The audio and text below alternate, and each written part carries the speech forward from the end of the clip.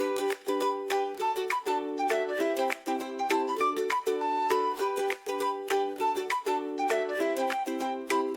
Candlewick Manor, born to nobility, Ollie danced through life with frivolity.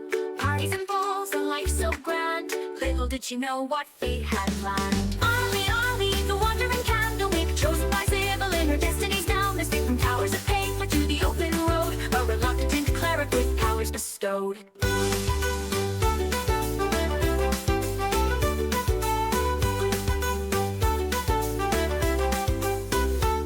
From luxury, thrust into robes, surrounded by tomes and dusty old globes. But Ollie's mind, sharp as a tack, mastered the legalese others did lack. Contracts and bylaws, she knew them all. Her litigious prowess made bureaucrats fall. In mazes of paper would she find a way to bend the rules and save the day. A holy symbol in a divine dream. Not all in the tower is as it may seem. A true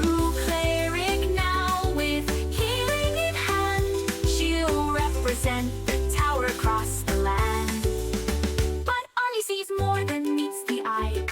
All timelines at once, futures that fly. Past, present, future, all intertwined, sometimes leaving the present behind. But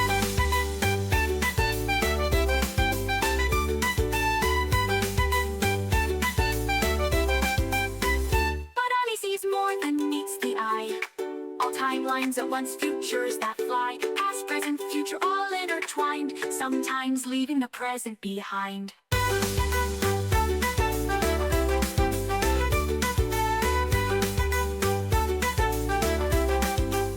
Library cat, shrouded in mystery, follows Ollie through every history. With glowing eyes and silent paws, it guards her path without pause. Ollie, Ollie, the wandering Candlewick, chosen by Sybil in her destiny's down. Escape from towers of paper to the open road, a reluctant cleric with powers bestowed. Cut from luxury, thrust into robes, surrounded by tomes and dusty old globes. But Ollie's mind, sharp as a tack, mastered the legalese others did lack. Oh, hoist up the sails, let the winds take a clip. For Thaddeus Turnpike commands his ship. A lord of the waves, a sailor so bold, with magical powers and a heart of gold. Behold, Thaddeus sailed the endless sea, with little Boo as wise as can be. Through tempest and tide, they roam far and wide, the Turnpike legacy their unfading pride. From the mighty Turnpike line he hails, with a lineage of captains braving the gales. A scion of seafarers fierce and grand, with the smell on his lips and the sword in his hand. Behold, Thaddeus, master of the spell, with little Boo through heaven and hell. They dance with the stars, they flirt with the dew, their laughter echoes in the ocean's blue.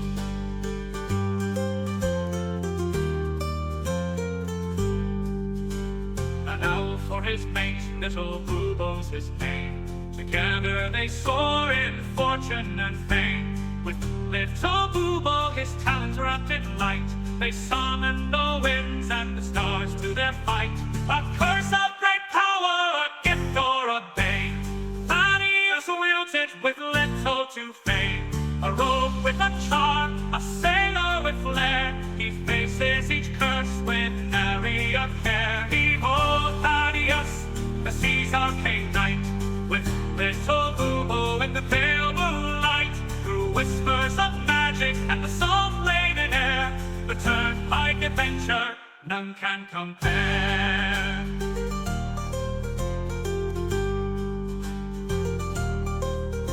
So sing of the Turnpike, the legend, the tale, of Thaddeus and Boo setting sail. For where the map ends, their journeys just start. The sea's in their blood, magic in their heart.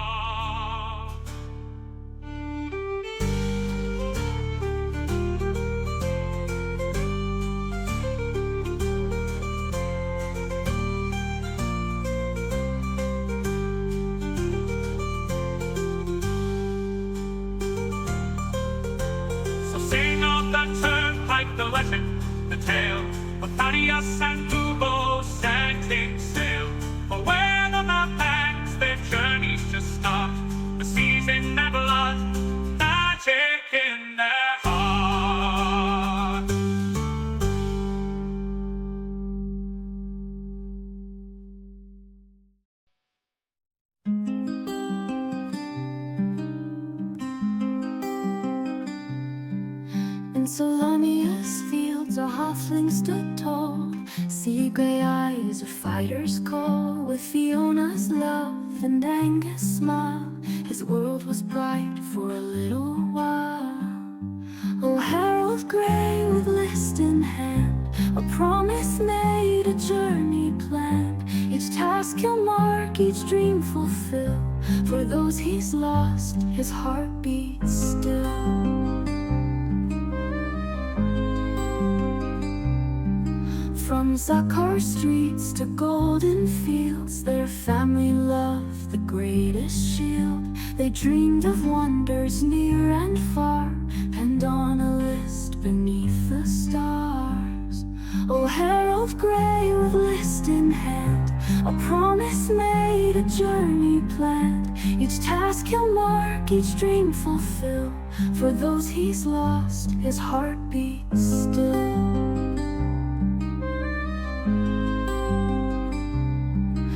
Young Angus fell on distant shore, while Fiona's kiss would come no more. A drunken noble, a vengeful blade, left Harold's world in darkness laid. But from his grief a purpose born, to honor vows that he had sworn. The list unfolds a final wish, a blade resisted a gutted fish.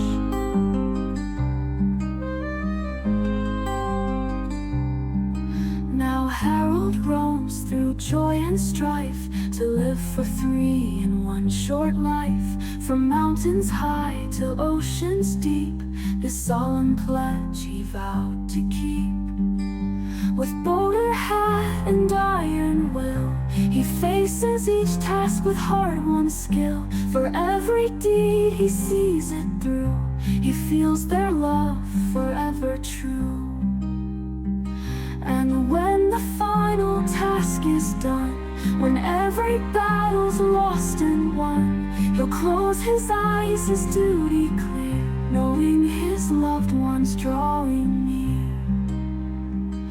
In afterlife they'll meet again, their love eternal, free from pain. The list complete, their dreams fulfilled, a promise kept, a future will. Oh, Harold Gray, your journey's long, but in your heart they're never gone. With every dream that you fulfill, Fiona and Angus are with you still.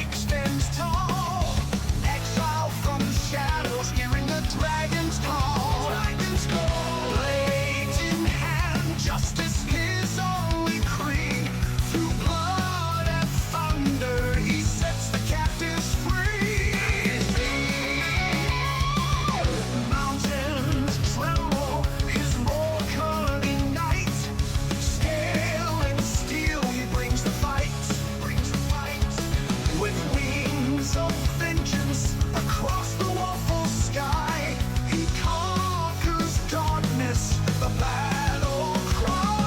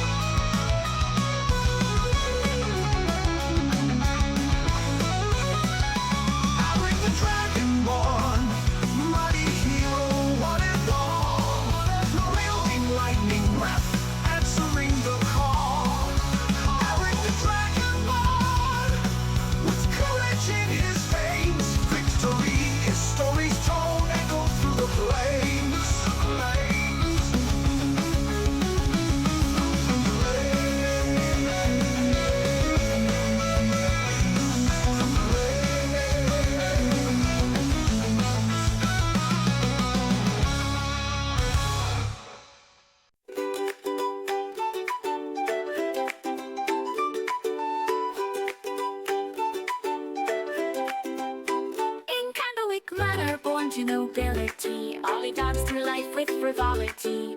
Parties and balls, a life so grand. Little did she know what fate had planned. Ollie, Ollie, the wandering candlewick, chosen by Sybil in her destiny's down. Escaped from towers of paper to the open road, a reluctant cleric with powers bestowed.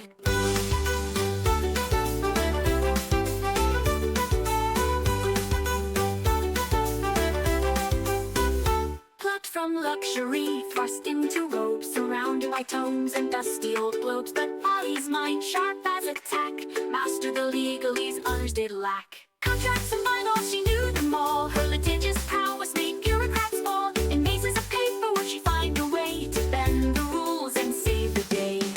A holy symbol in a divine dream. Not all in the tower is as it may seem. A true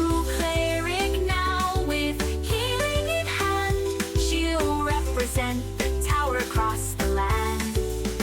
But Ollie sees more than meets the eye. All timelines at once, futures that fly. Past, present, future, all intertwined, sometimes leaving the present behind. But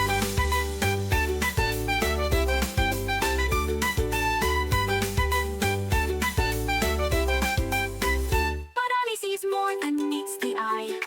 All timelines at once, futures that fly. Past, present, future, all intertwined, sometimes leaving the present behind.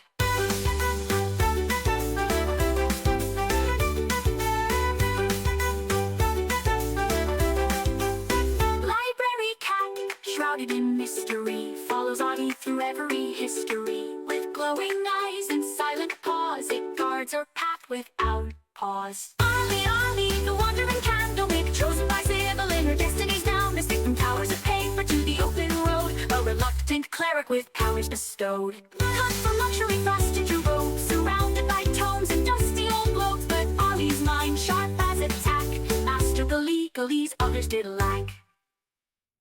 Oh, hoist up the sails, let the winds take a clip. For Thaddeus Turnpike commands his ship.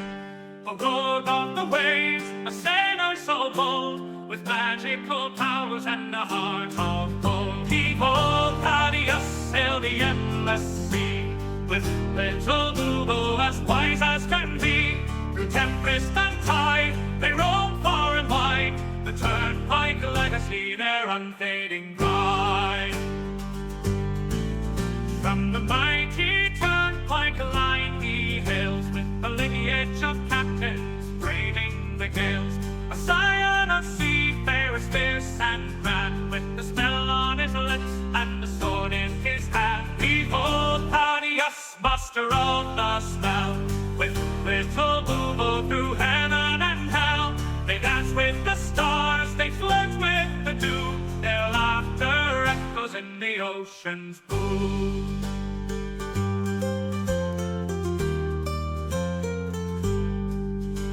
Now for his mate, little Bubo's his name. Together they soar in fortune and fame. With little Bubo, his talents wrapped in light, they summon the winds and the stars to their fight. A curse of great power, a gift or a bane, Thaddeus wields it with little to fame. A rogue with a charm, a sailor with flair, he faces each curse with nary a care. Behold Thaddeus, the sea's arcane knight, with little Bubo in the pale moonlight. Through whispers of magic and the salt-laden air, the Turnpike adventure none can compare.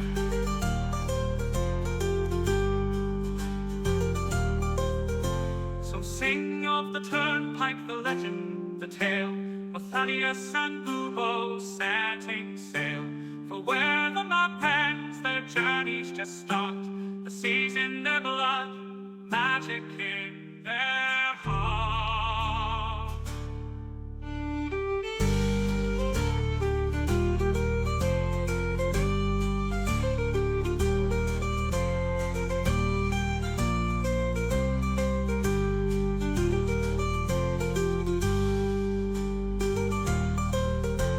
So sing of the Turnpike, the legend, the tale, of Thaddeus and Bubo setting sail. For where the map ends, their journeys just start. The seas in their blood,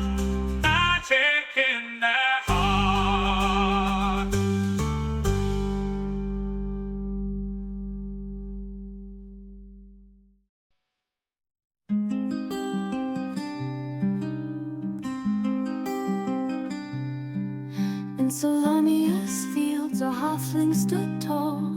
Sea gray eyes a fighter's call. With Fiona's love and Angus' smile, his world was bright for a little while. Oh, Harold Grey with list in hand, a promise made, a journey planned. Each task he'll mark, each dream fulfill. For those he's lost, his heart beats still. From Zakar streets to golden fields, their family loved the greatest shield. They dreamed of wonders near and far, penned on a list beneath the stars. Oh, Harold Grey with list in hand, a promise made, a journey planned. Each task he'll mark, each dream fulfill. For those he's lost, his heart beats still.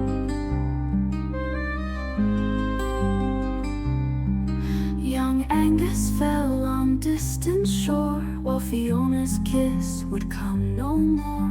A drunken noble, a vengeful blade, left Harold's world in darkness laid. But from his grief a purpose born, to honor vows that he had sworn. The list unfolds a final wish, a blade resisted a gutted fish.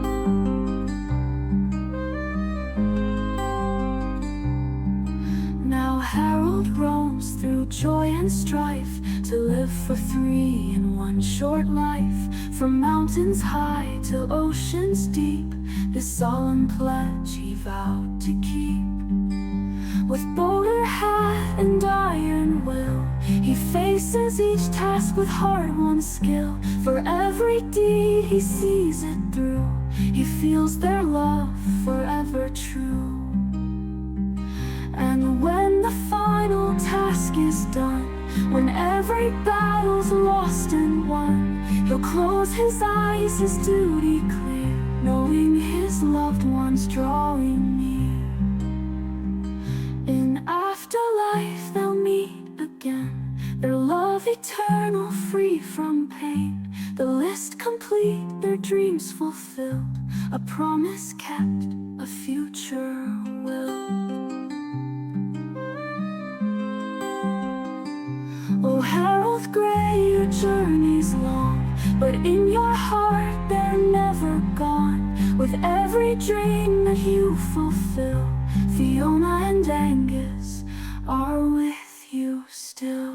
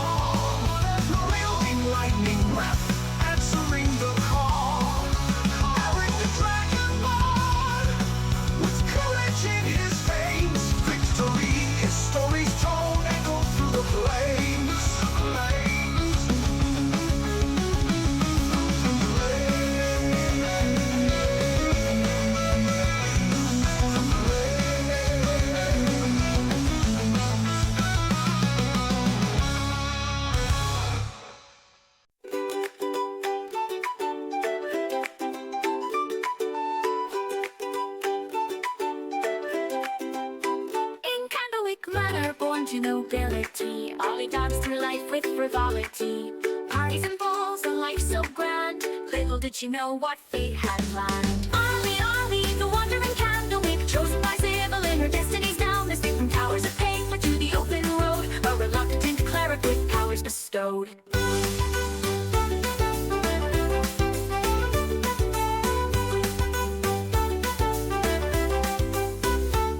From luxury, thrust into robes, surrounded by tomes and dusty old globes. But Ollie's mind, sharp as a tack, mastered the legalese others did lack. Contracts and bylaws, she knew them all. Her litigious prowess made bureaucrats fall. In mazes of paper would she find a way to bend the rules and save the day. A holy symbol in a divine dream. Not all in the tower is as it may seem. A true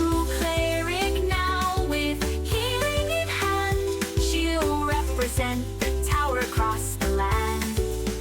But Ollie sees more than meets the eye. All timelines at once, futures that fly. Past, present, future, all intertwined. Sometimes leaving the present behind. But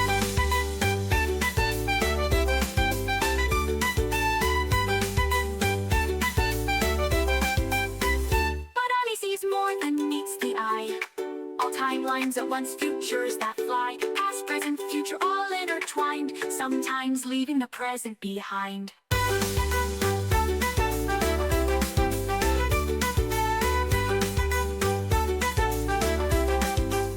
Library cat, shrouded in mystery, follows Ollie through every history. With glowing eyes and silent paws, it guards her path without pause. Ollie, Ollie, the wandering candlemaker, chosen by Sybil in her destiny's down. Escaped from towers of paper to the open road, a reluctant cleric with powers bestowed. Cut from luxury, thrust into robes, surrounded by tomes and dusty old globes. But Ollie's mind, sharp as a tack, mastered the legalese others did lack.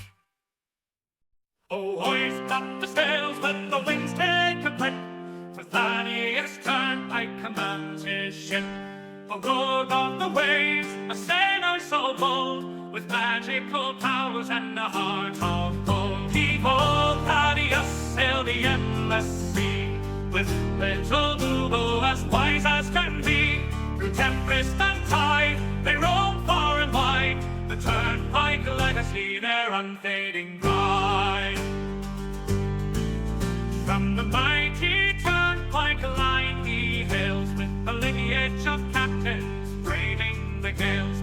A scion of seafarers fierce and grand, with the smell on his lips and the sword in his hand. Behold, Thaddeus, master of the smell, with little Boobo through heaven and hell. They dance with the stars, they flirt with the dew. Their laughter echoes in the ocean's blue.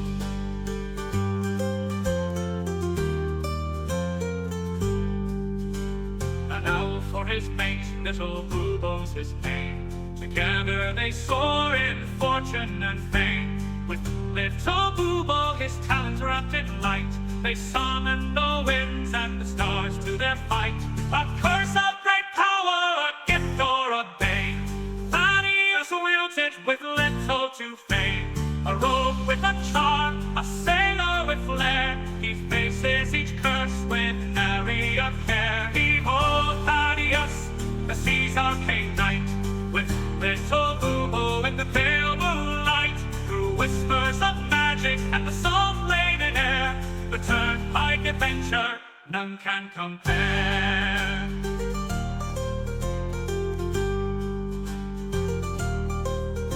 So sing of the Turnpike, the legend, the tale, of Thaddeus and Boobo setting sail. For where the map ends, their journeys just start. The sea's in their blood, magic in their heart.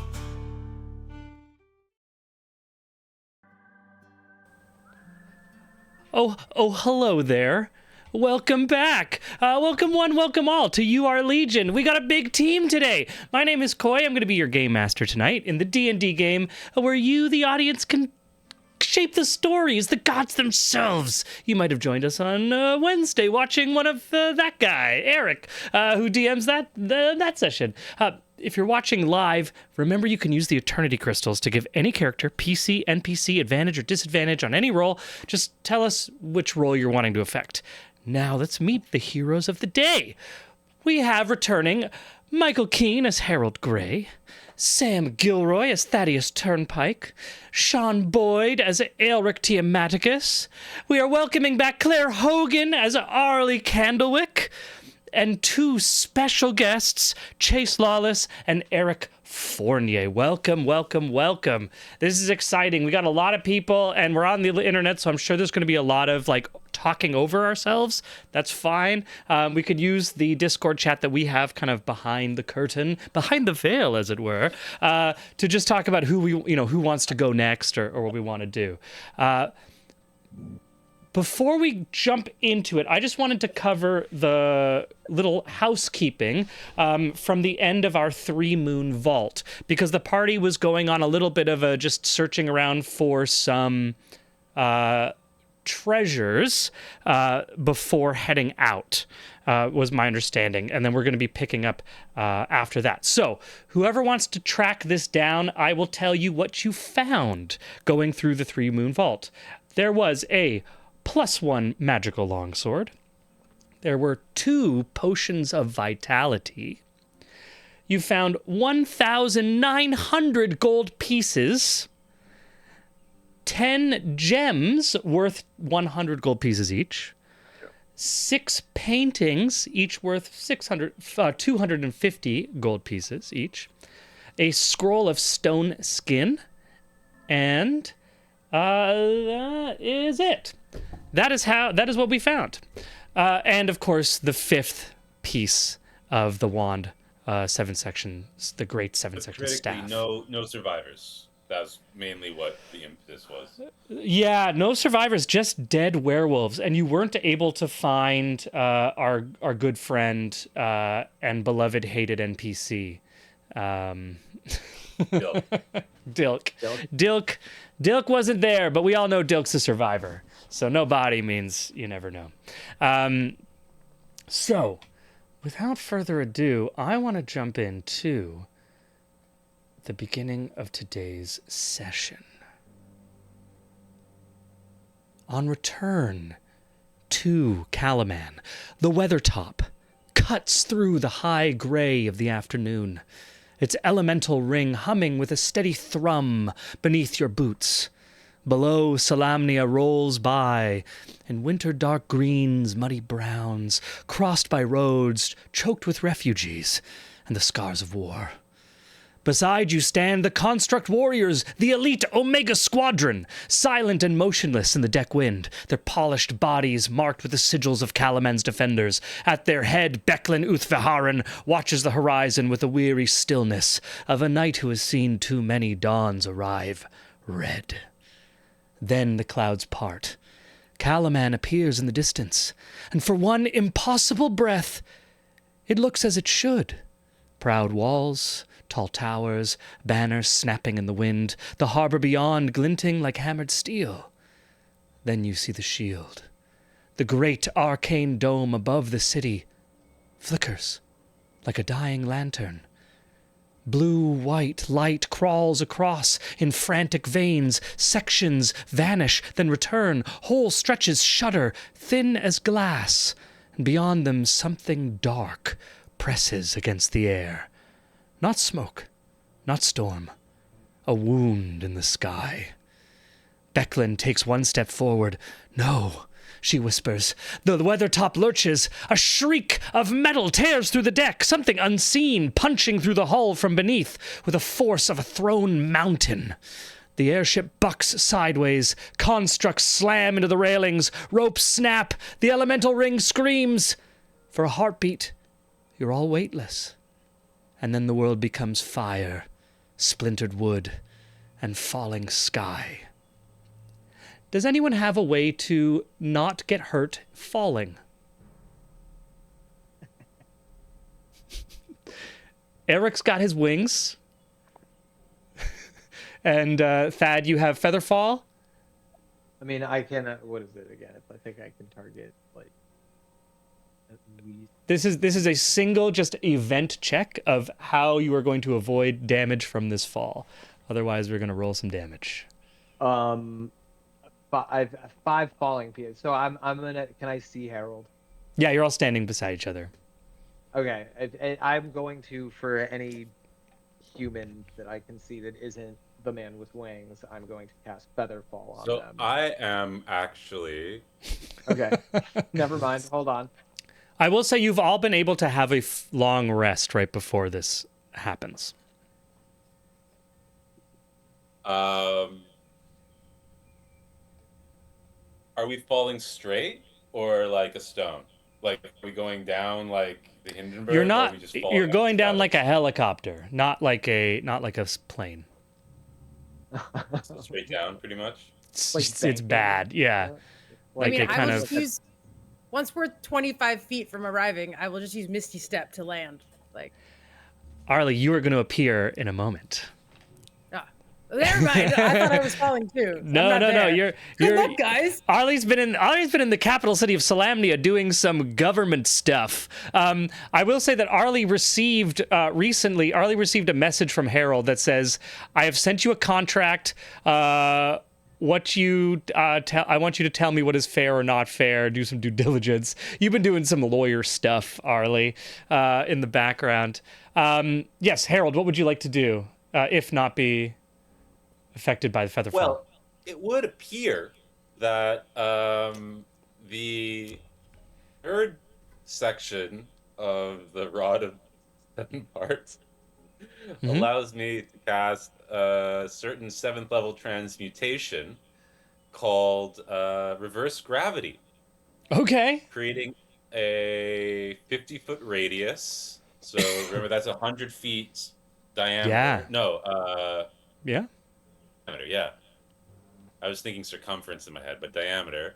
100-foot cone of Okay. anti-gravity effect. So I can at least arrest the fall of this thing 100 feet in the air, Amazing. It just allowing us to have a bit more of a dignified exit rather than just falling like a fucking stone. I love that. With the use of that spell, you can negate all falling damage to all of your party members and allies, and save Thaddeus a spell slot. Incredible. Any landing you can walk away from is a good landing.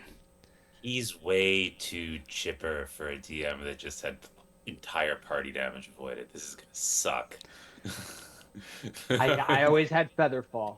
He's way too chipper. We come- He's got things planned for us. We come to the ground. The Weathertop lies broken across the fields of Kalaman. Hull split like a rib cage of some great dead beast. As you land, the final sigils of magic on the deck flicker as the teleportation circle comes to life one last time, and a familiar Kender appears. Arlie Candlewick. She is cloaked with smoke that pours from this wreckage, and the final pulses of dim light.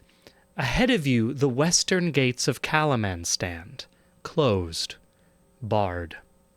Behind them, bells ring in wild, panicked peals. Outside the walls where you are, chaos reigns.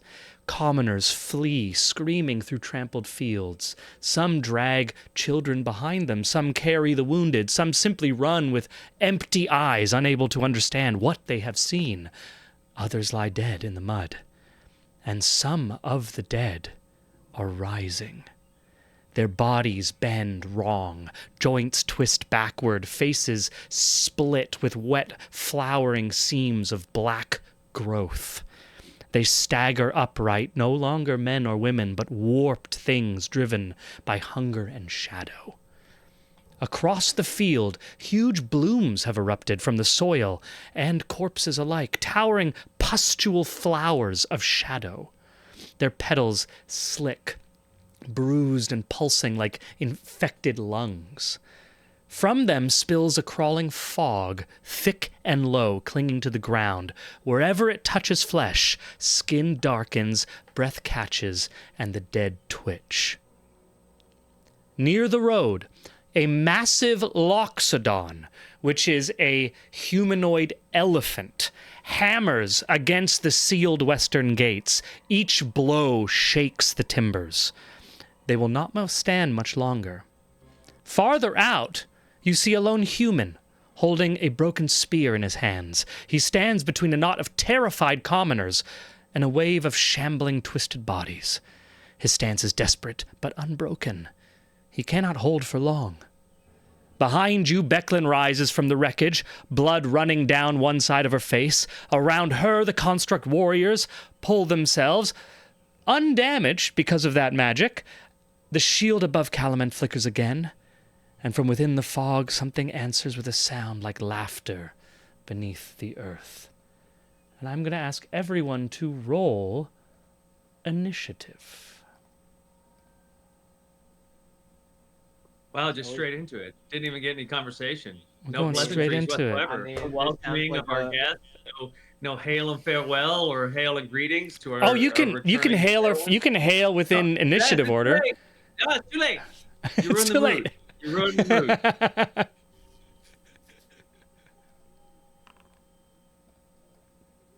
So, just for my own sheet, Yeah. boy, we are full? Like, did we come back healed? Because I You had were taken able, yeah, you were, Okay. yeah. So you were able to take a long rest before this happened. So everyone is starting. Before Yeah, everyone is starting with a long rest. I'm being a before little the bit mitten nice. hit the windmill. Okay. Yeah. Making sure. Being a little bit Alright. generous. And I'm going to move over to our combat screen for our audience. Oh wait, where's my initiative thingy? That is just staring daggers at Harley as this whole thing.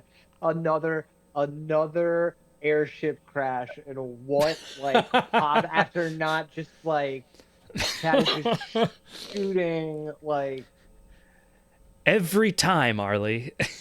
like I just also just looking at this wave of madness. Like we left the city, everything was beyond hunky dory. People were partying, like the war had ended, and now it's madness. There's the Kender, and that There is was just some light cult activity, you know? A little bit of light cult activity.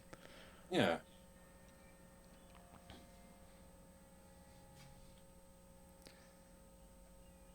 So we have rolled initiative. We are going to start. We start with Becklin, and one of the Omega constructs have the first action. So Becklin is going to turn to the party, and she sees, as I said, the two significant. There's kind of commoners running everywhere. There's these corpse flowers that are growing out of the ground. There's a lone figure trying to protect some humans, and then there's this Loxodon pounding on the gates. She locks and loads her weapon, turns to Aelric, says, "Which one do you want to take?" Which one do you think? I'll leave the big guy to you then. And she is going to run with this Omega construct towards. They're going to start running towards this lone figure. The two of them will do that.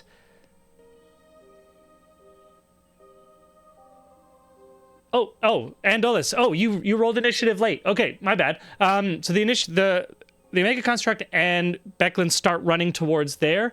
Andolis, you have second turn. Yeah, sorry about that. So the Loxodon wearing armor, heavy plate armor, with red and gold highlights and black. Our heroes can see it in the. That's actually very similar to my little and now that I'm looking at the map really close, that's the picture right there. That is the picture. Yeah. Upon hearing the crashing of the airship, sort of realizes that his booms were not the loudest, turns and sees our heroes off in the distance. And how far are they from Moi Koi? The current Ish. pretty far. think It's like 200 feet. Ah, okay. Cool. I am about I am 200 going feet. to I'm going to I'm going to is the door down? Nope, the door is not down. Amazing. I will hit the door 2 more times and hold my third.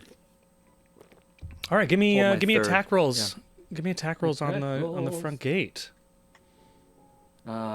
Fisticuffs. Where are my fisticuffs? 1 second. Sorry. Here we go. Boom. Yes, normal.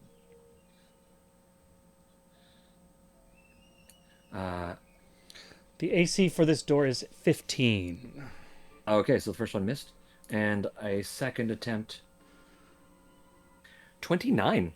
That would hit, yeah. Dealing damage to the door. Damage. Where's my damage thing? Sorry, 1 second. That's not how you do damage. Where's the how do I do the damage on this again? Sorry, trying to remember how to. Can you click the button, or do you not see it? That's the attack roll. I'm trying to figure out where the damage button is. Oh, do you not have the... I don't have the ability to do damage. So give me 1 second. Oh, it's right. Oh, it's right there in the chat. Never mind. My apologies. Click on the damage here. There we go.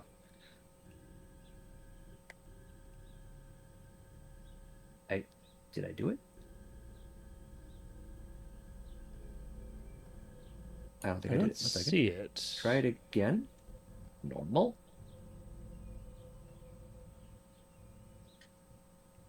If you like, you can roll in person, or manually enter it into the system if you need. Yeah. It's I will 1d6 do plus that. 8. Yeah. That was 8. That's strange that it's not doing that. There you go. Okay. 9. 9. So that is, and that's doubled because of your siege monster feat. 18 damage. Punch. The gates shudder. Still over half hit points on those gates. All right. Fine. I will hit it again. Okay. Hit it 1 more time. That would be a 30 Wow, to hit. that hits. Man. And let's deal some damage. Plus 8. 11. You said sheets, so 22. 22. Okay. The gates are looking rough. They are under half hit points. I can't call them bloodied because they don't. They're just gates. They're But, sap yeah. is. I don't know. Anyways. They're sappy. They're sappy gates. Yeah, probably one more hit like that. One more hit like that would do it in, for sure. But there's still enough holding you out on the other side. Anything else you'd like to do on your turn? Just remembering what I can do as a bonus action, but I don't think so.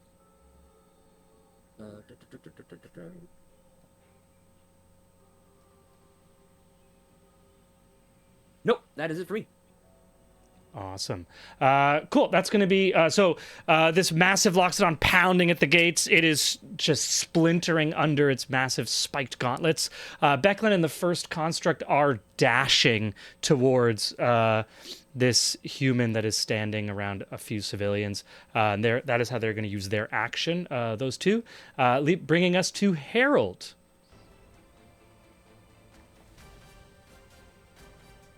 So could you, for me, there's a lot on the map. It's very big. Yeah. There are a couple of icons that I'm seeing. Do you mind just defining Of them? course. Yeah. What do we want? So we have Loxodon, going down. We got a what bunch I of assume- civilians.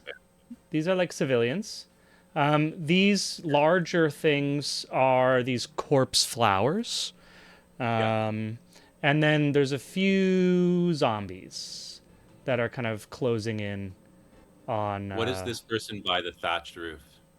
This is a human. Actually, Chase, would you like to describe what this human looks like?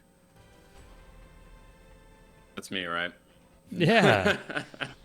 The lone defender of the innocent. You see a man standing with just rags, essentially, are what he's wearing. Very, very simple, humble clothing. Doesn't appear to have any weapons of any kind. He's holding two halves of a broken spear. If you've ever seen Prince of Egypt, think Moses. All right. From Prince of Egypt. So he's just standing there, trying to, what looks to be, plead with these people around him. All right. Cool. We're so far off from everything. My goodness. Okay. Harold will turn to Arlie and say, you grew your hair. It looks nice. And he's going to walk towards this flower. Cool. 80 feet. What's my range now? I am out of range for that. That's too bad. And I will cast. I'll just start blasting. And I start blasting. I'm gonna drag Fiona just. Oh, can I do that? I'm gonna drag Fiona back to where you started, so you can pick her up whenever you want. Whenever you turn her on. Okay. Here we go. Sorry, just a second.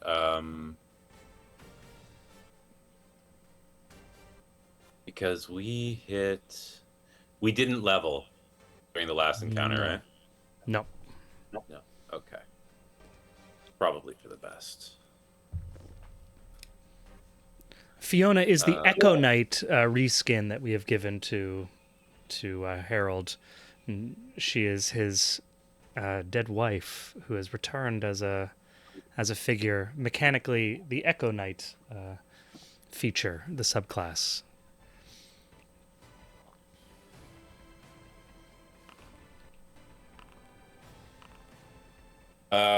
Does 14 hit the flower? Let me just double check. Oh, what am I doing? 14 does. Okay. So I crit on my second. Hell yeah. So this is going to be 3d10 plus 30 damage. Lovely. Yeah. 3d10 plus 30. Great. With the cantrip, right? That's, oh, damn. 53. Yeah. Pow! Do you want to move it? Because you have that opportunity. There's a commoner right beside it, yeah? That's a zombie or a... That's a commoner just inside the kind of smoke that is emanating from it. Yeah, so I will push it back as far as I can then. Cool. Is that how many? 30 feet? Or I forget how much you're... 15. 15. Cool. It moves back 15. That takes the commoner outside of that smoke. Very nice. 53 damage. Incredible. Just like these. What are your Eldritch Blasts look like, Harold? They've at first it was like very magey hand stuff, but as he's become more comfortable with it, like it almost seems like ceremonial, like he's telling something to shoot. Like there is the remains of what was once like an anime hand gesture, but it's just very like Wow. the pencil shavings from Inpu's register is basically what these are, firing into this flower, pushing it back, uprooting it, tumbling, but then it kind of reforms back into this pulsating, corpulent view. That's going to be Harold's turn, leading us to the other Omega construct. It is going to dash following Becklin, taking full 60. And then also that fancy one, the kind of mirror sheen construct will also follow behind as well, bringing us to Thaddeus. And then Aelric, you will be up afterwards.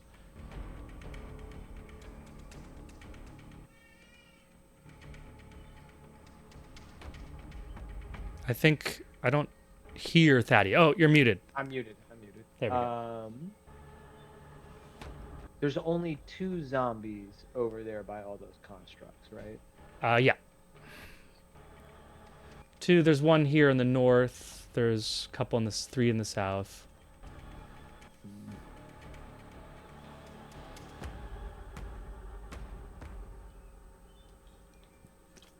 Guess with all this, yeah, I'm just gonna I'm gonna start swaying and singing a little song as start my blade dance, giving me 50 feet of movement. Oh yeah. I'm just This gonna movement's gonna get real scary. run to there. I think it's that. Because I don't really know the full score yet. I'm just gonna firebolt that. What is it? The corpse flower that just got hit Yeah. and pushed back. Yeah. That's this one. There's a 13 hit. It does. Good.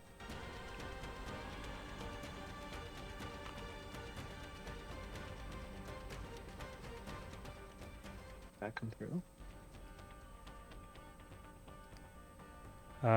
I don't see the damage.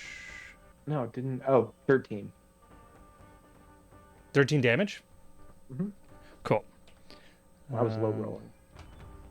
13 damage. It is looking bloodied. It just bloodied this flower. And I'm just sort of gonna try to keep an eye between the Loxodon. Do I even know what a Loxodon is? Do I have? Is there context for this thing? Yeah, give me a history check.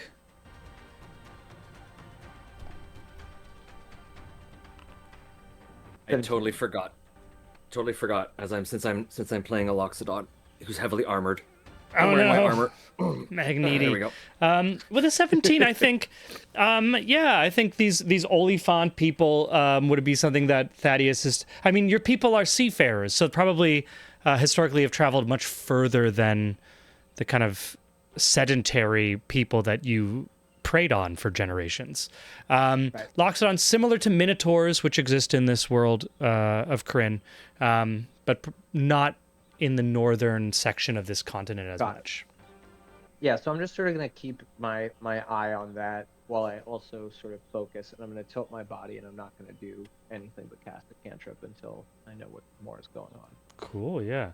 And with 50 movement, things are going to get crazy real fast. Thad's showing off his movement. We got 2 more constructs rushing to follow. So the whole Omega squad is just going towards these commoners.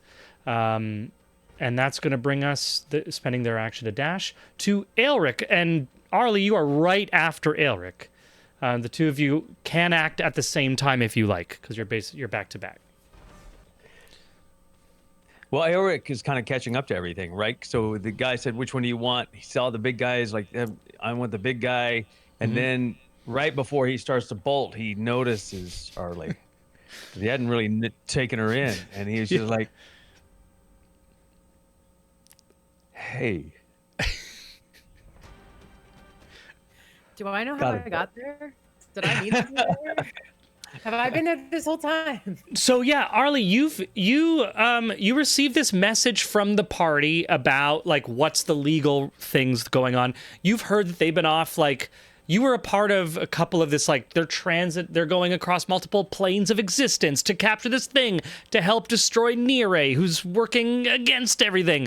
But you know, all the books went blank when you killed one of the duplicates of Zivelin, and you've had to come back and kind of hold things together by like rewriting core foundational books like constitutions and laws and things like that. You were able to get things a little bit organized. You've written up a couple strong legal documents. You've also been able to just use some politics to ensure that they have legal proof that they are pardoned of any wrongdoings, real or like that. You know, like the classic American president, like, we're pardoning you from all the stuff that you may not have even been charged with. That sort of thing. Hard cut, buddy. Hard cut. Oh, is that too soon? And you knew that they were on this airship with a squadron of like soldiers, Becklin, who you from the very, very beginning of this story. And so you're just going to do a little pop in, give them some papers, say hi on the airship, pop back by the time they get home. You popped in as this airship's crashed, so it's like totally not expecting this. But yeah, you have some contracts for them, or just be like, hey, you know, the immunity. Like that's why you came, and to just, you know, you had free time for the first time in a few months. Okay, and so I popped in on a crashed airship, and the crashed airship is right outside of the city. Yeah, Kalaman. Yeah. I'm based in. Am I based in a city? No, you're in the capital city of Solamnia. It's like the capital of the whole area. Kalaman is the place that you guys took over in the first season in that bloodless coup. Yeah, isn't Elric like the duke of that place? Technically, kind of. Yeah. I made him a duke. Yeah. I did it when I was in charge. Yeah. Now now Thaddeus's sister Salome is technically in charge, because Thaddeus isn't allowed to hold land as a wizard. So she came in to make sure that it stays under like the family banner. It's been a whole thing. Politics. Yeah. So Elric just like looks and takes her in, and just he's like double takes it, and then he says, I've got to go, and then he just boogies, like he just like bolts. Arlie's gonna be like, I've got a clipboard. Well, what about he dashes. So I'm dashing the direction of the elephant into flight. So I'm flying. Hell yeah. And dashing, and when I get to the end of my dash, I'm going to then Misty Step the extra 30 feet with my bonus action. So that'll get you 90 feet. Yeah, it's still not even close. I can't. The scale is really big. Yeah, it's very big. I'm still way away from that dude. But yeah, what are you gonna do? Cool. Okay, you've closed distance. That's a lot of distance. Yeah, flying full speed, then like a boom, and just the Misty Step to end it. 100 feet within a couple seconds. Yeah, pretty much. It's about, you're moving about 10 miles per hour. Fantastic, buddy. God, from 0 to 10 miles per hour in 6 seconds. So far away though. So far away.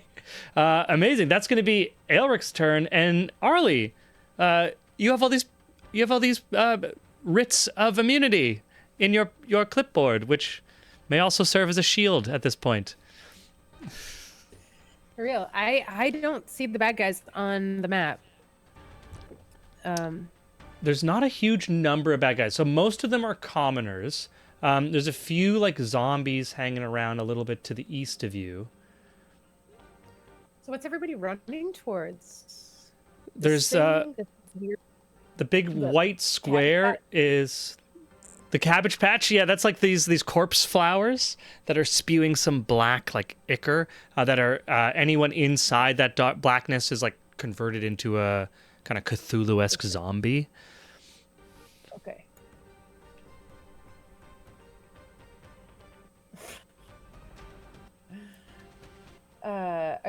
Are these bad guys? What are these? These guys are the crack Omega Squad of constructs with Becklin. These 5, 6 characters right here. Well, I mean, the fight music indicates that we're in a fight, but maybe Arlie is just like, what? Like, right. So Elric's busy. Is anyone available to sign? Sorry, bad time. I just need a signature. That I just is something wrong? Am I aware that anything is amiss in the land? Totally. Like there's people are running and screaming. There's dead people. Zombies are rising. There's these like gross corpse flowers that are erupting from the ground, spewing out blackness. Anyone who steps into the blackness falls dead and then rises as like a Cthulhu zombie, head opening up, tentacles coming out. Over on the right here, there's like a kind of ascetic monk, or not a monk quite, but just like some sort of poor holy man or something, who has a bunch of like commoners around him, and he's fighting off some zombies that are trying to come to him. That's where all of the war constructs are running to help him.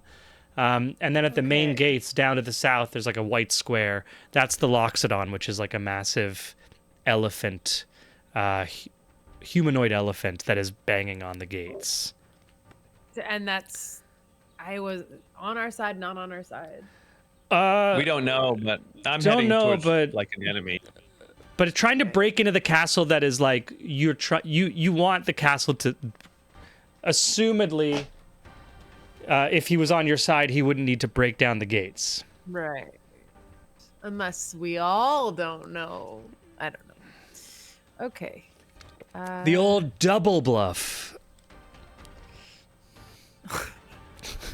Just trying to help. You can also call out for advice or for, Yeah, I mean, she did while Elric ran away, she was like, I need a signature. Is that not good timing? Right. Okay, so there's... So, it's... but otherwise, yeah, if I can see all that chaos, I am just going to cast Spirit Guardians.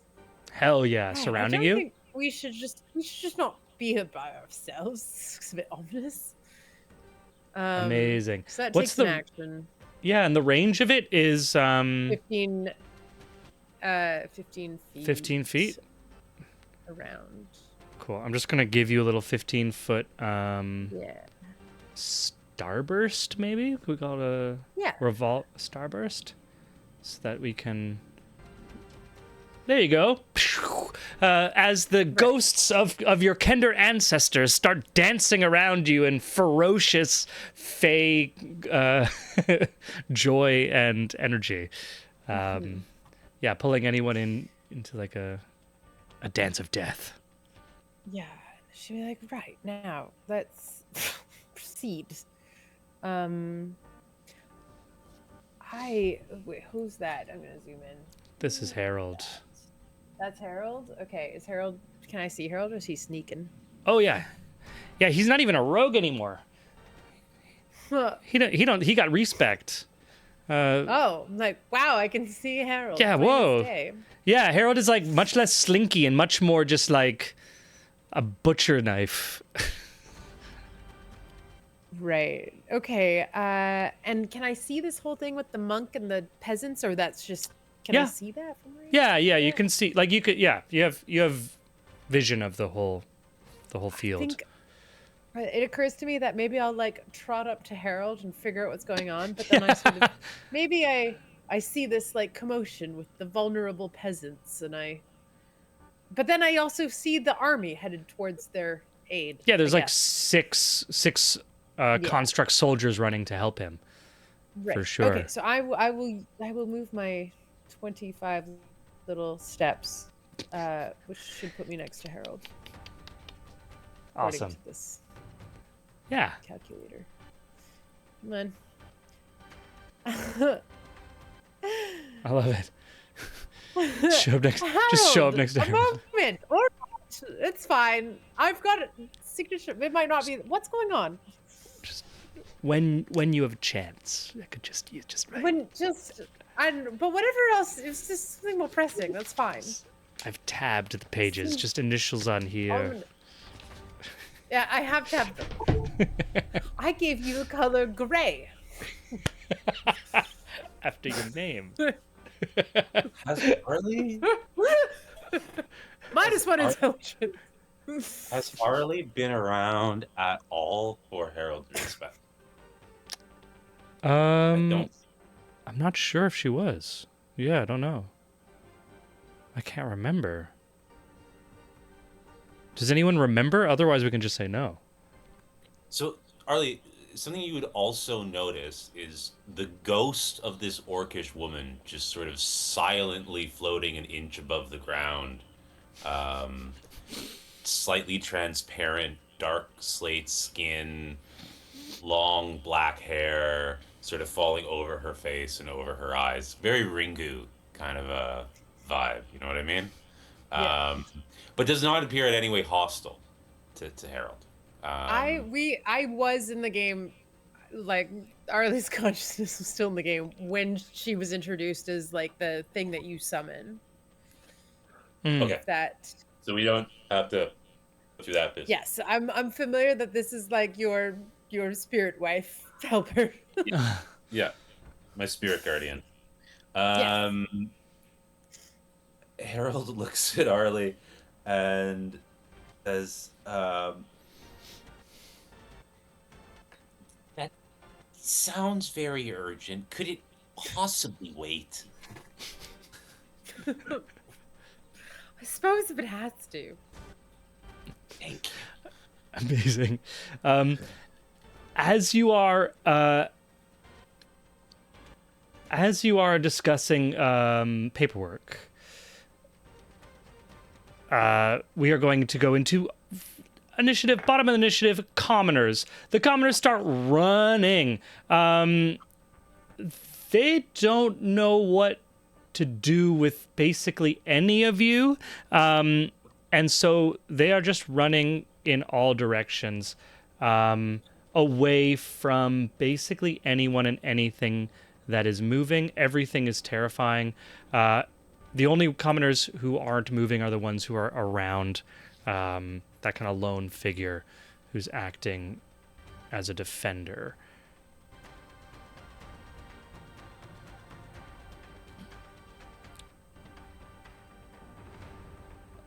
And after all the commoners run, one of them falls. One of them trips up into the darkness from one of these flowers, falls down, and lies motionless, dead in the blackness, the black ichor.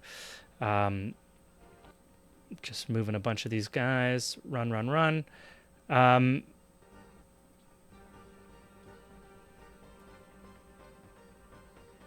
And that brings us to our zombies. There's not two, and our corpse flowers. This first corpse flower, how high are you, Aelric?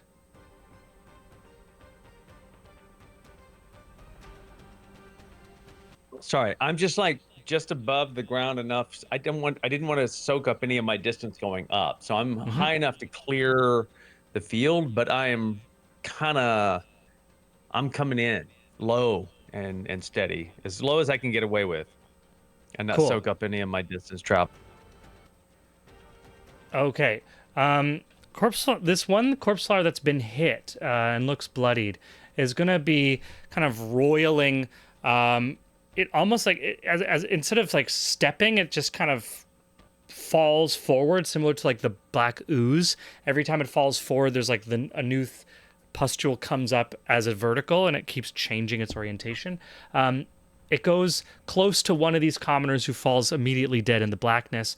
The blackness comes, this stench of death gets within range of you, and I'm going to need a Constitution saving throw.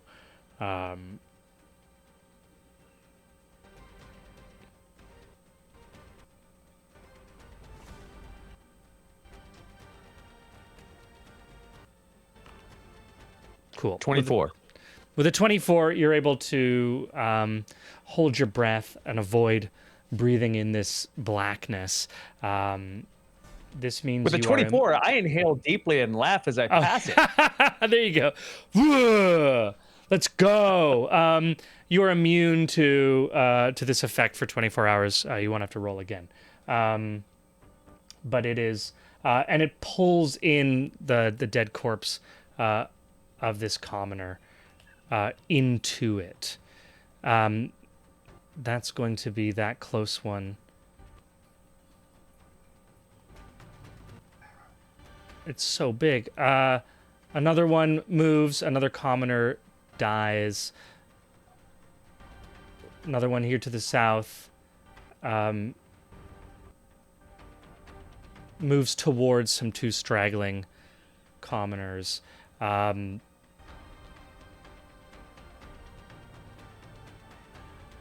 one here in the north comes down towards our defensive people.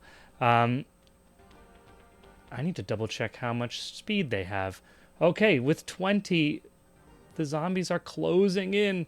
They're able to get two zombies are able to make attacks on commoners. And one commoner goes down under the zombie. It is grappling him, and it just starts chewing at his face. The other one tries to attack, but this commoner is able to kind of push back. It trips. He's able to stay away.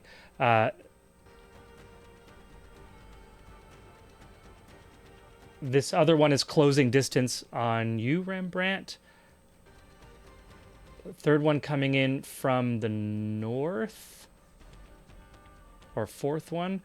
And these ones here are going to grapple two of the constructs. So they are locked now with the constructs, grappling them and holding them still. That is going to bring us back to the top of the order. This construct starts firing.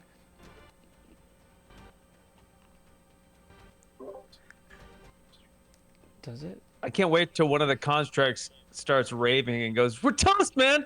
It's game over, man! Game over, man! Game over!" Game over! This the zombie that was grappling falls and kind of disintegrates under the antimatter rifle shot that is fired, and then is going to keep closing distance. And that brings us to the antimatter rifles. What? Oh, they got these are constructs that were reactivated from the Celestial War. They were designed to fight gods and their minions. So these are antimatter rifles. Perfect. Yeah. Yeah, not a big deal. Back to Andalus, Scorn of the Desert Valley. Andalus will continue to attack the wall, or attack the doors, I should say. And so, actions. Spike the gauntlets. Attacking, one attack. 23 hits. 23 hits. And I'll punch in my, because it's not letting me do my damage otherwise.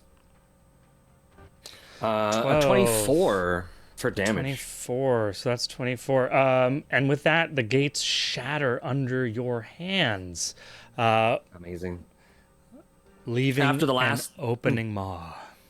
Yeah, after the last thundering crash, right?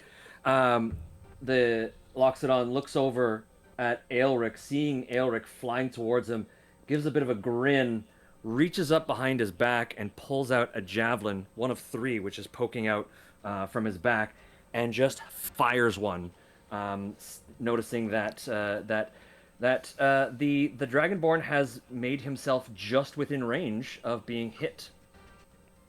Okay, and is that throwing. What the range? Is that a roll with disadvantage because of the range, or is it within normal range? a javelin has a 30 to 120 range. Cool. So that I think that means it's a disadvantage roll because Okay. it's outside of its standard range. Cool. It's the 120 being the maximum. Did I roll disadvantage? Did I roll? 1 second. Let me double check. Yeah, rolled you still disadvantage. that's still disadvantage. You just have a plus 13. Okay. Did I hit him? I don't. 19. Does a know. 19 hit Elric? I don't remember if the 19 hits Elric. Okay. A Amazing. 19 All hits. right. Let's do some damage with this. All right, and with criticals, disadvantage. It's I don't on the roll a crit. dice. It's on the dice, right? Yeah. Yeah. Cool. Done. It's on the dice. That would be an 11 damage to Elric. With my third.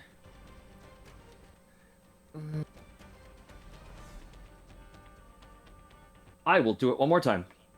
I will throw another javelin Cool. with disadvantage. Yes, 22 hits. And rolling damage again. Only 9 this time. Only 9 damage. Hoofing these 3 javelins. After throwing those 3 javelins, 2 javelins, Andalus, smirking, will just saunterly walk into the opening that he has created, walking his 30 feet into the wall Amazing. inside the city. So you're still slightly in the map, not fully out of the map, but moving away. Incredible. Right, we're gonna have some commoners move as kind of a in between because they're just little commoners. So before Becklin moves, one of the commoners is gonna start running for the gates. Oh my God, the gates are open. Maybe the gates are to save us. Who knows what's going on? Becklin's turn. Becklin turns. She goes. No, she's gonna keep moving towards these people here. This is. So I mean, she's gonna fire her own. Let me see what weapon she has. What do we got here? She has her antimatter rifle in one hand, pulls a warhammer out, and just smashes a zombie head clean against the stone of this small building, crushing its skull there, bringing herself here, and that is Becklin's turn, bringing us to Harold. The next player character will be Thad.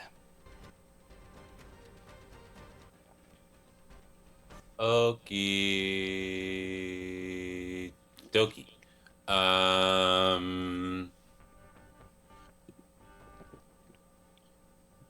The flower that I shot, Yeah, it's bloodied.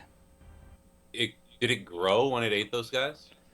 No, but it did pull it in.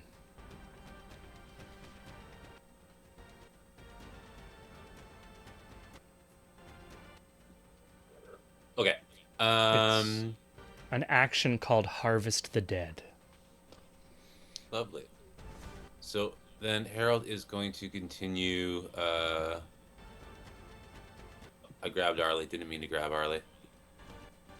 Just these two. Thank you. 8, 4, 5.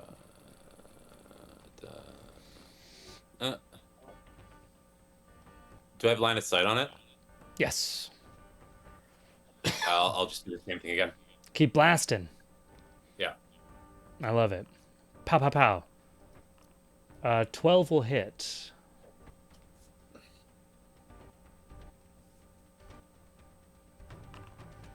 And that's 37 a- damage. Cool. And the 19. Do you have the special crits as well with the 19? I don't have the Hexblade's Curse on this target. Right, it's the Hexblade's Curse. So 37 total damage. It is Yeah. looking rough, but still there. Starting to kind of pieces of it falling, these black petals falling and pooling into an ichor, like oil, like ichor on the ground, soaking into the earth. It's gonna get an opportunity attack against Aelric, eh? His next turn? Could, yeah. Okay, I'll use an action surge. Just finish it off. Cool. That's a crit. Hell yeah. Slash R. 3d10 plus 30. All right. Damage. What does it look like when you absolutely send this thing back to the abyss from whence it came? The bolts cut through its tendrils, blowing them up with arcane energies, showering corpse bits that it consumed in its vicinity. I love that. Just, yeah, even coming on to Aelric a little bit. You get Jawbones. just viscera. On entrails, viscera. Amazing. Incredible. We are going to go back to the Omega Construct. This is going to set up position. It is going to actually move here and then make an attack roll onto this corpse flower that is coming in from the north. It hits, which means... how much damage does it do again? It is a lot of damage.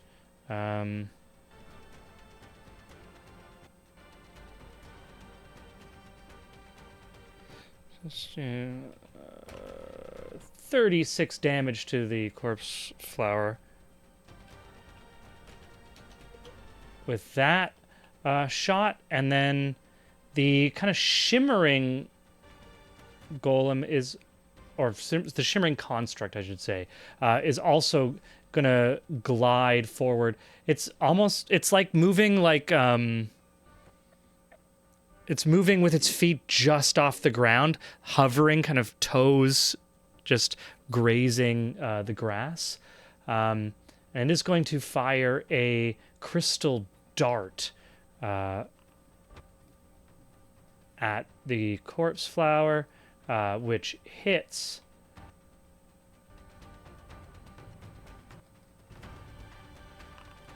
Doing 12 damage. But it is still looking pretty good, even though it is taken those 2 severe shots. Bringing us to Thaddeus. And our squad is like rounding up around that building.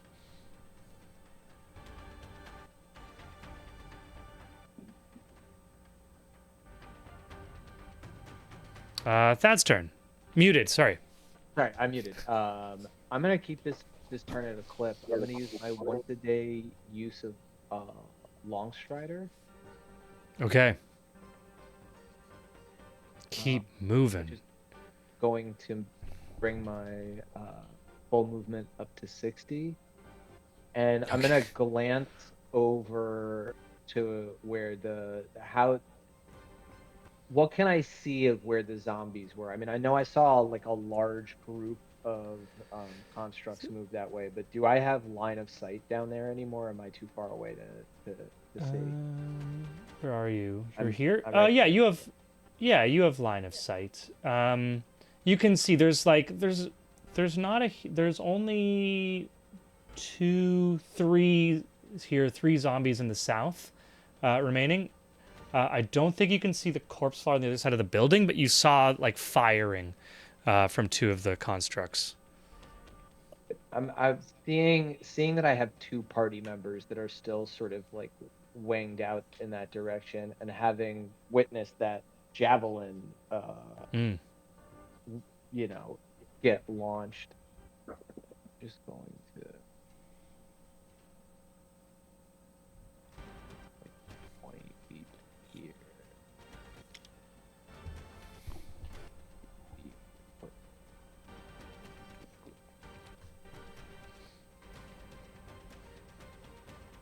Here. I know that No, it's all good.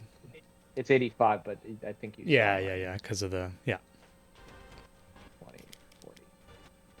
40. This is Thad's really getting to show off his movement now with the plus it was 60 without dashing. All right, so that's where I'm just gonna end my turn. Cool. Any action or attack or anything? Can I see that corpse flower all the way down? Yeah, you can see this one in the south. It's pretty far. It's like 120, 130 feet. Yeah. No, I'm not gonna. Cool. All right. The Omega Squadron is circling up. It is surrounding this house, making sure the house is going to be safe, firing another attack, missing the corpse flower with that. And final one coming this way. It's going to make an attack onto the zombie that's coming towards our as of yet unidentified friend. And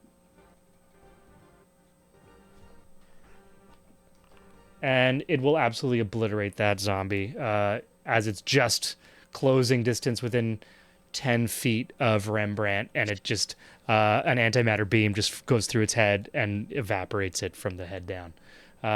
Bring us back to Ilric, who just stepped away.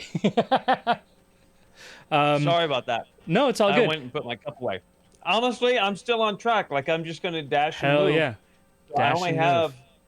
yeah, I only have 60 feet that I can go, so I guess that puts me just like right there. So I guess that's what I'm gonna do. All right, you're like flying just 5 feet over the ground, just bolting as fast Just as trying you to can. make it, just trying to make it happen, man. Hell yeah. Yanking out javelins out of myself as I go. What the hell, dude? Amazing. Arlie, Harold's still within reach, I guess. The house to your east is being like surrounded by allied soldiers, construct soldiers. Aelric is flying as fast as he can to the south. Thaddeus as well. Harold is the closest person to you, being followed by the ghost of his dead wife.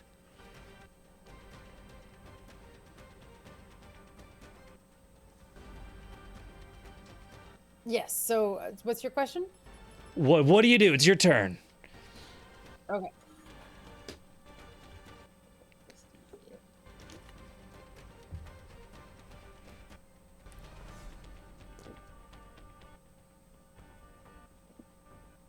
Would Arlie have a sense of where the conflict is?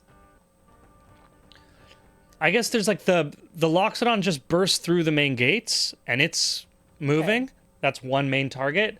There's this like unidentified friendly guy who's been protecting some commoners.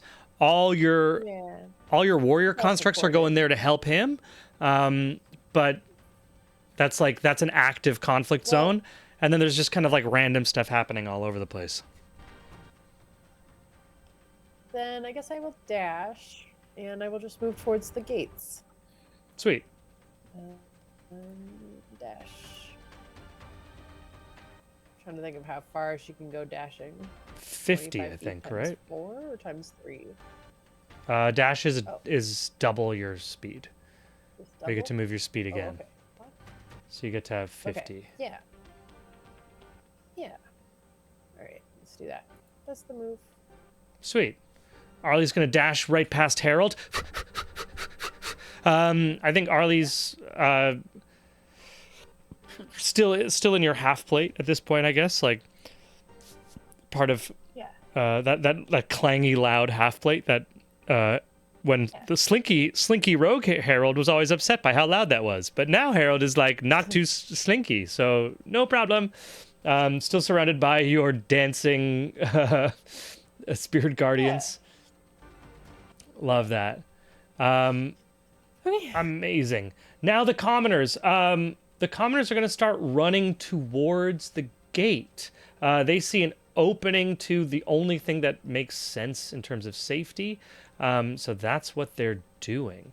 One of them falls within the blackness of this corpse flower, dead.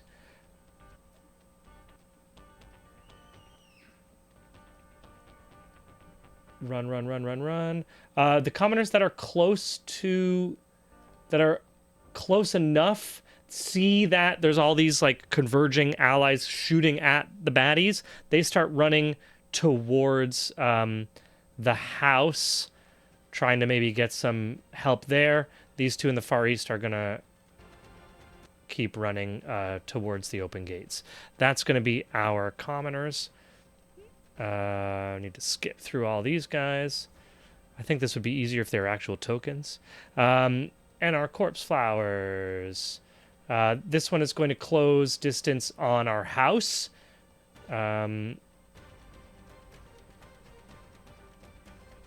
This other one is going to try to cut off this commoner right here. And this one here near the top of the house is going to move towards the constructs that were attacking it. And it's going to make three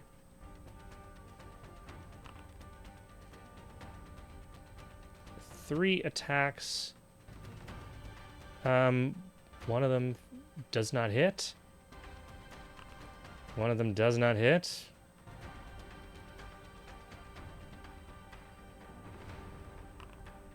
And they don't hit. So it starts wrapping these black tentacles around one of the constructs, but the construct with its arcane infused armor is able to defend. They are now locked in a melee. That is going to be our corpse flowers. Zombie group. This zombie... Whoa, I just opened something. Co-pilot. I don't want co-pilot.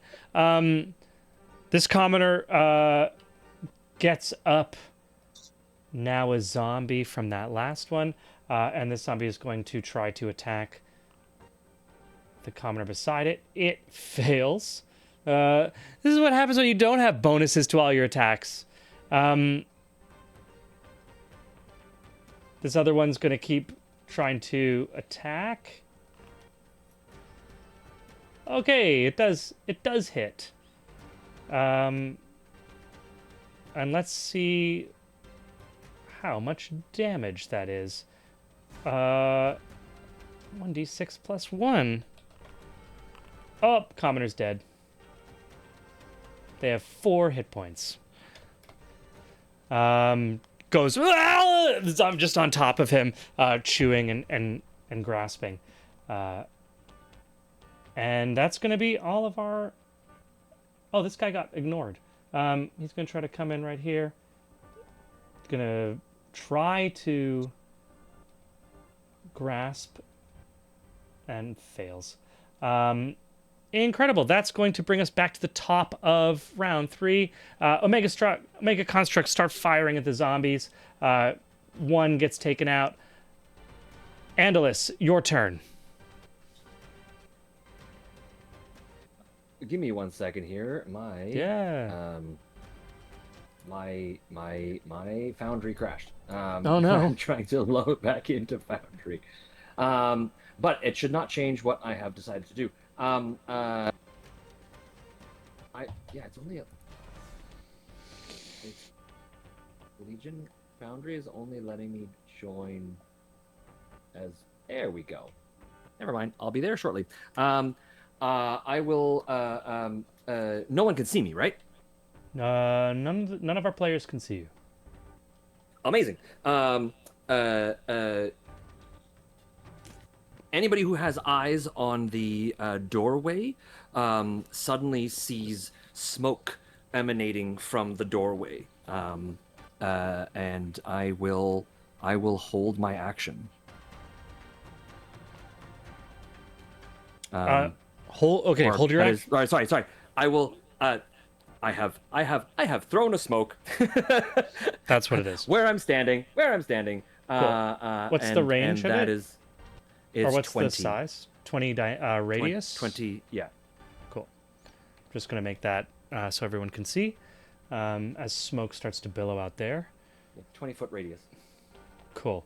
Becklin is going to call to the commoners to get into the house, and she is going to take her warhammer She prefers it up close, and goes towards. Oh, but as she closes, she's gonna have to make a con. She passes. Amazing. Automatic shield drops down, covering her from the danger. She closes distance, attacks with the warhammer, and does some damage to this corpse flower.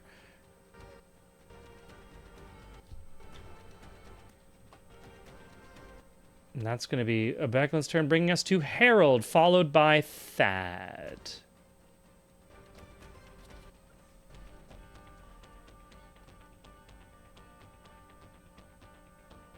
How grim does it look by the actual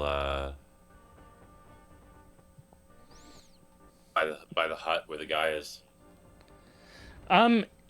It's looking like there's one corpse flower there on the north. There's another one coming in from the southeast. There's 3 zombies, but people are starting to like climb into the building. So probably the tables are turning towards the friendlies. In terms of like the amount of soldiers that there are there's like 5-6 soldiers. Okay. And remind me, these Or why did this token. we miss Rembrandt? For some reason, For some reason, Rembrandt's not been in initiative order.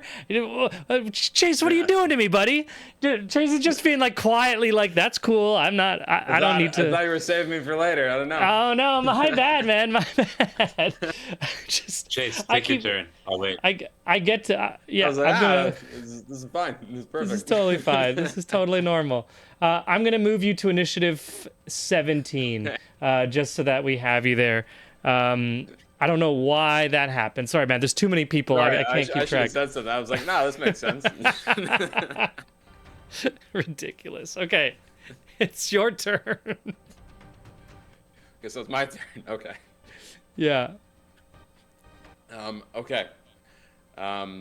So Rembrandt, seeing these zombies kind of trying to encroach on the commoners and the people around him, he's been yelling for people to get the shelter, like get in the gates, get away from the flowers, get away from the darkness.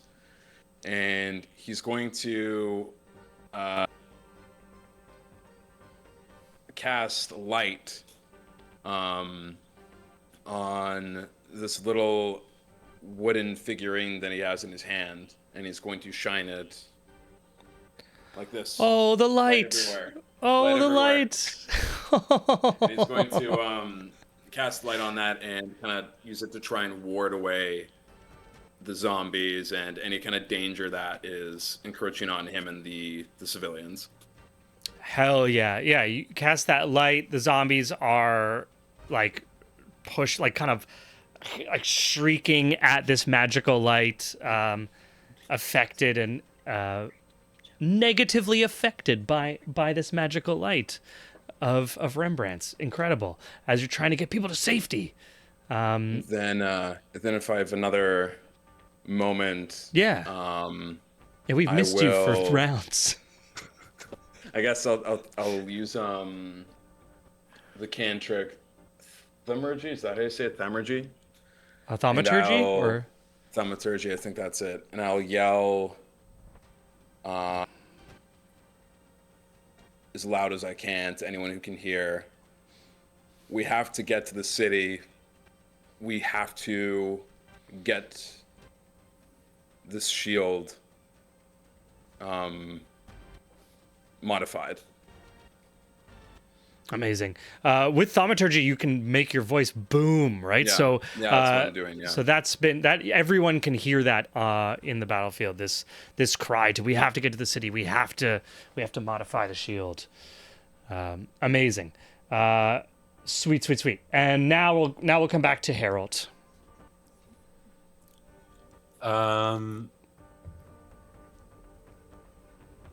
Well, upon hearing that, Harold is going to move towards the city. Sweet.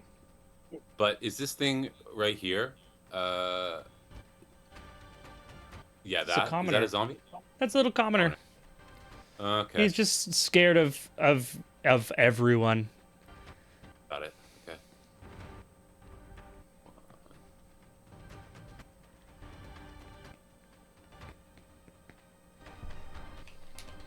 Okay. Whoop.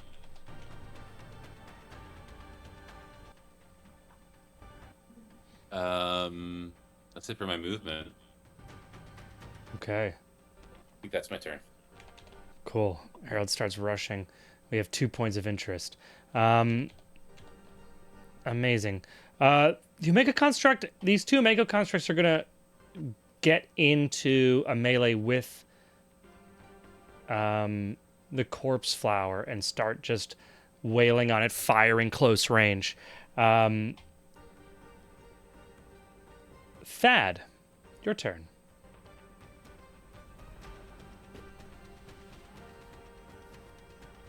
So I think that is going to do like that thing where you're running, like there's a destination, like there was the big giant elephant man pounding on the door, and it zipped a javelin at very high speed at my. And the corpse flower that was right in front of me got cleared as we were running. But now I'm looking to the side, and I think I see that trio of 3 zombies right next to there, and that other corpse flower. Mm-hmm. It's right there. Right here. Yeah. See it. Shape. Are they all within the range of one particularly favorite spell of wizards, perchance? Let's see if we can make the. Oh no! How do I? Can we make? I believe I can make the splash damage work. Yeah. If I center it there. Yeah. And I believe that if I run.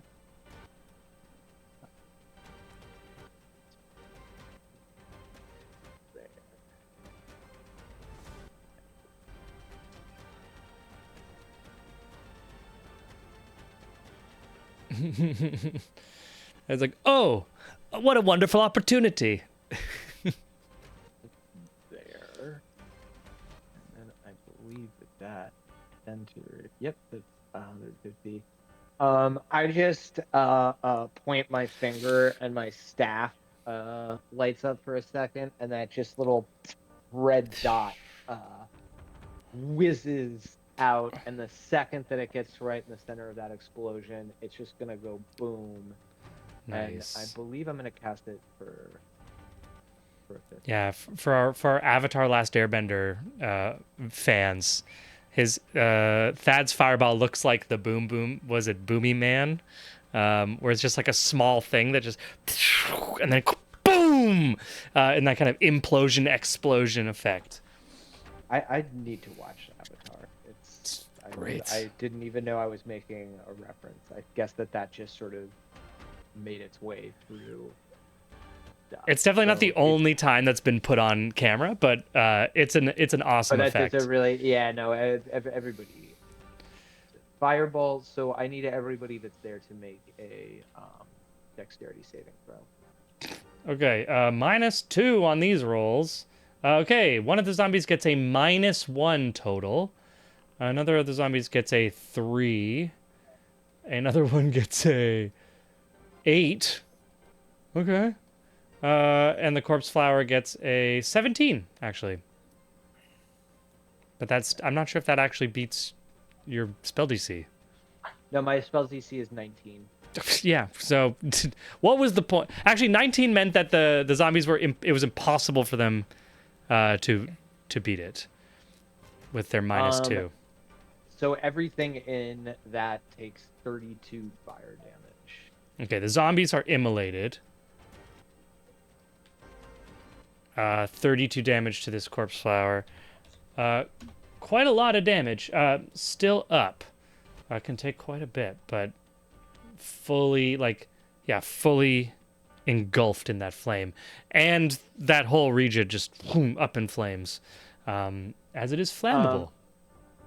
I don't know Moses's name yet, but the flames It's very close. Like the How close? There's within like suddenly this ball of fire rushes within 5 feet of you, within 10 feet of you, but it gets within 5 feet of those two peasants that are next to you, and then just like as the fire is about to like hit their faces, it just disappears in the magical effect as it loses um, the magical energies to sustain its fire. Coherency. It was could thank you coherency, and it dawns on you that it was either an incredibly skilled shot or an insane shot for some reason. It's one of the other. Either fully reckless or surgically designed. Yeah. You guys aren't Amazing. murder hobos, are you? Fuck. Just standard wizard shit, bro. You're Not just bloody trying to mess. save the commoners, and then the heroes show up and whatever. Is the corpse slayer is not bloodied, right? 32 damage isn't bloody. No, not bloodied. Yeah. All right, that's my toin. Okay. That's going to be your turn. Just got a couple more antimatter shots going here in the north. Boom! At close range. Second one is going to actually fire at the one that you just hit with the fireball, dealing 20 more damage. Still not bloodied. Aelric, we're back to you. Arlie, you are on deck. Yeah, man, I don't have much I can do, I guess, because I can't see. I see. You can see the smoke. Yeah. All right. How high is the wall? The walls of Kalaman, they're like 60 feet. Shit. All right.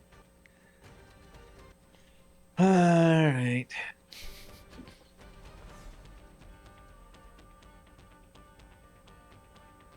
I guess I'm just gonna dash in front of the smoke. Word. You just breathed in worse without any problem. Yep. Oh, it won't let me get there. Oh, I have to go. It's making me manually. I don't think I can go. I'll drag you there. Oh, you Thanks. got it. Boom. So is the smoke so thick that I cannot see through there? I believe Eric, what's the effect? It's a does it obscure vision? Heavily obscured. Cool. Heavily obscured area with 20-foot radius. Yeah, so that means blocks vision entirely. Yeah. Oh, and All right, and Koi, should we roll since I threw down a grenade? No, because not If on a there's building. anybody in the wall? It wasn't in a building. No, because it's not a building. It wasn't a home. Awesome. Done.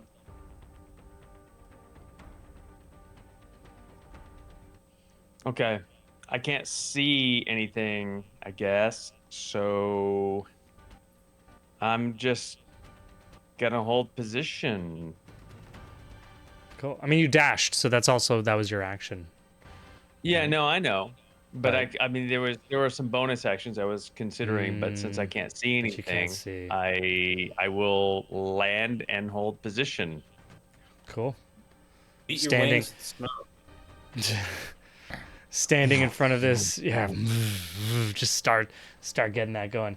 Arlie, you got a bunch of magical kender surrounding you. Harold is now rushing, I believe. Yeah, Harold is rushing to the. Yeah, I'm going towards her. Yeah, you're right next to Harold, actually. Get out the old measuring tape. Wait, Yeah, one round that. after the smoke. My apologies, I misread that. Yeah, correct. So yeah, so 1 round. So it's not at the smoke has started, but it's you can. I guess you can see me. Okay, My sorry. apologies. Yeah, sorry, Claire. Sorry, Arlie. So, that means that Aelric has sight for this Bonus turn. action, So, yep. Aelric could do something because Aelric can see the enemy because it takes a round for the. Oh, sorry, Claire. Great. So I can see him. So you can see him. The smoke is just starting to fill that space, but you can see him. By next turn, he'll be obscured.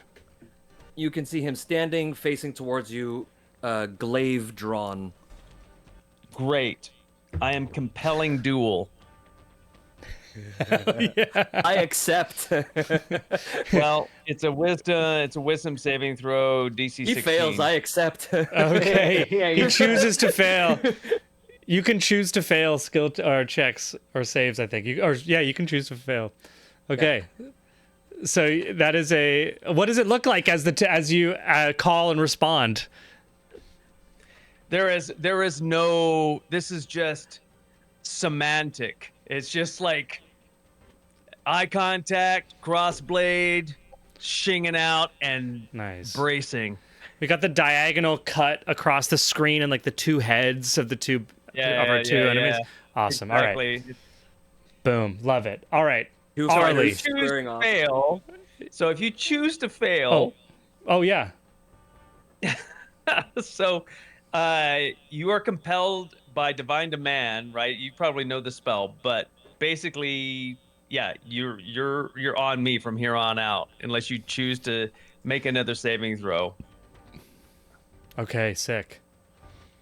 But here it is. Since you chose to fail, buddy, for the duration, you have disadvantage on attacks. Oh, nice. Any creature on any creature other than me. So if that comes roaring in here, okay. Nice. Nice. Yeah. Sweet. But you Okay.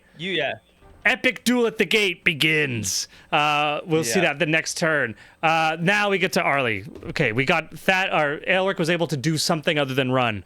Arlie. Yeah. What are you doing? Dashing some more. So 50 feet. Do we agree that 50 feet puts me? Oh, come on, zoom in. Puts me about maybe there. Yeah. Yeah. Yeah. All right. Where am I? Come on.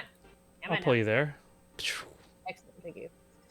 And then I just want to like measure the distance between me and is that would we say that this elephant is what's it called? Not an elephant. A Loxodon. Yeah, he's out of Loxodon? sight just because of the line of sight because Oh. you have an angle there. Let me go see if what I want to do requires line of sight. Stand by. Yeah, if it's just an area of an Come on. effect, then or something like that. It just says that, like, it doesn't say I have to have line of sight. It just says that a creature within 60 feet of you that can hear and understand you. Okay, yeah, it can hear you for sure. Yeah, it's well, I'll say that that's 60 feet that the Loxodon can hear you.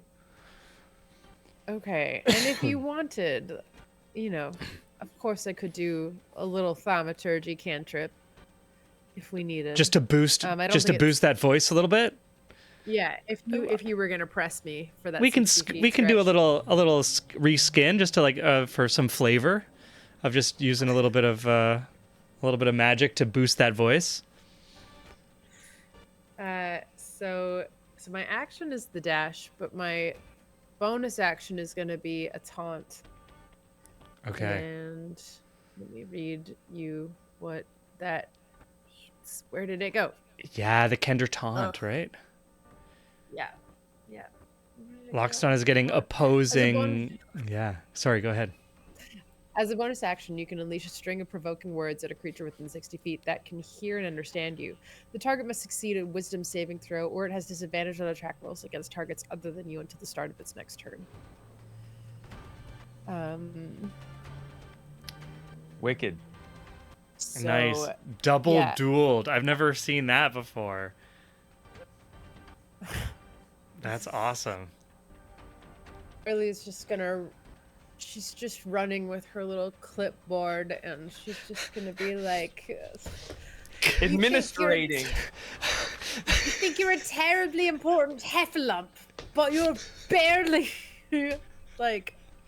And she's going to be, "You're barely of consequence, and you're in the way of much more important matters. You." And then she's just gonna go off about, I don't You know. long-nosed, tusked beast. Yeah. Garbage Amazing. snorkeling. Yeah, Eric, it's a saving throw, right? Right. Wisdom but save. question. Wisdom save. Question. I mean, if Aelric has challenged me for a duel, and at the moment, anyone else other than Aelric, because I'm in a duel with him, has disadvantage on hitting, and then someone else challenges me for a duel, am I not still in a duel with both of them, and so I can hit Arlie just as well as I can hit Aelric? Because I'm in a duel with both of them. They don't cancel each other out. They don't null each other out. I just have a 1 versus 2. So I can still hit Aelric just fine. I can still hit Arlie just fine. You should have disadvantage on Elric. Like, Yeah, I based think on the taunt. That's Or the is that how it piles intent. onto itself? Yeah, that's my. I want to read this taunt because my. I feel like you should be thematically distracted from. I think the way I'm reading it is because that I'm they're here with basically they're layering.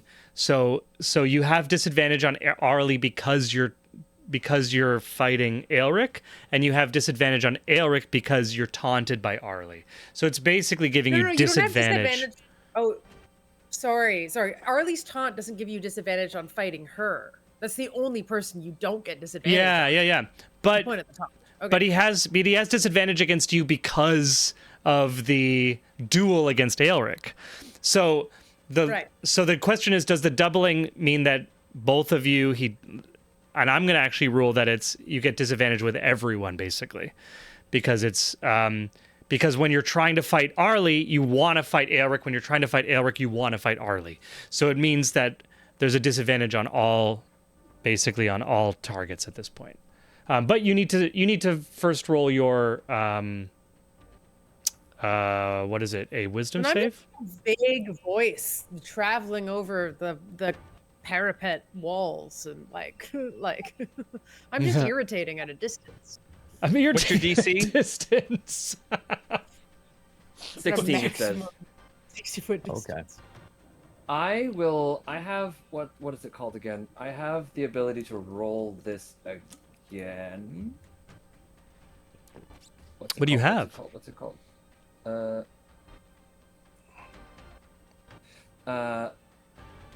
Indomitable. I can re-roll a saving throw that I fail. If I do so, I must use the new roll. Cool. And I can do that Use that twice. Indomitable. So I'm going to use Indomitable. I don't think you can do it twice in the same Not round, the same though. turn.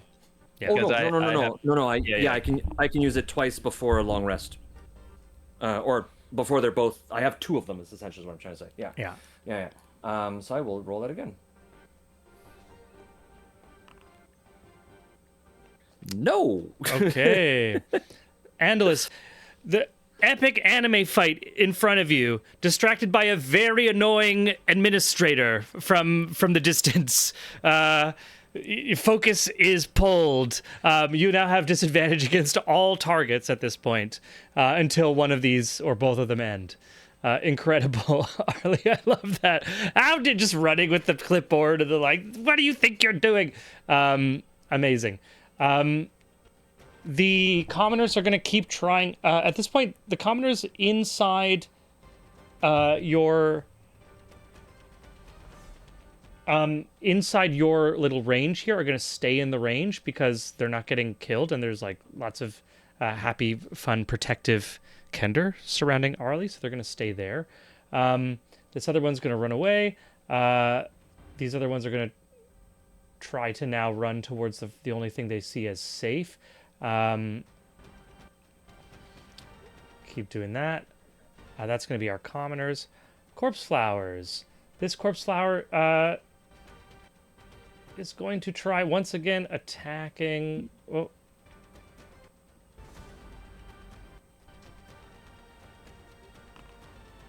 Just terrible rolls. Just terrible rolls. Just terrible rolls. Just terrible rolls.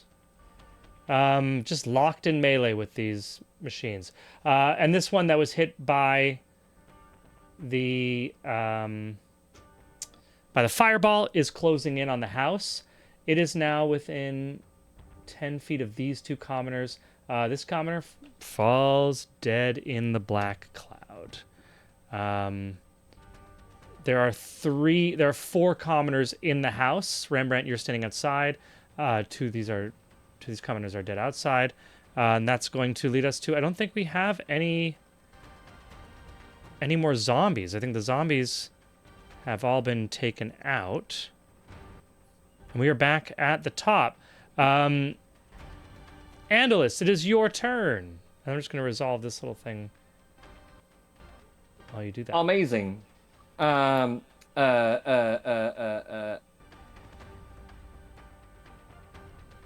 I was just reading up on.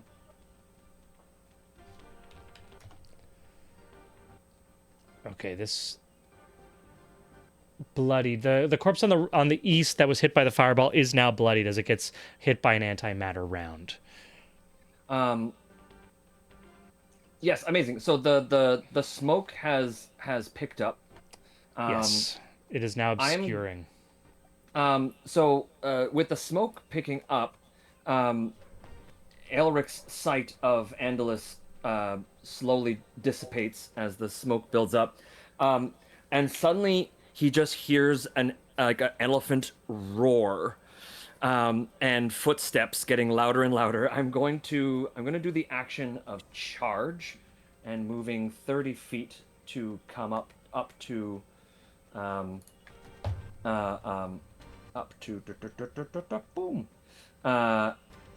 Yes, 25 to get to. Do I have to hit exactly 30 or just 25 to meet? You just have to be base contact. Cool, awesome. So I'm still within the smoke, but suddenly out of nowhere, these 2 tusks and a helm facing down comes poking out of the smoke, and hits you, using. I need to.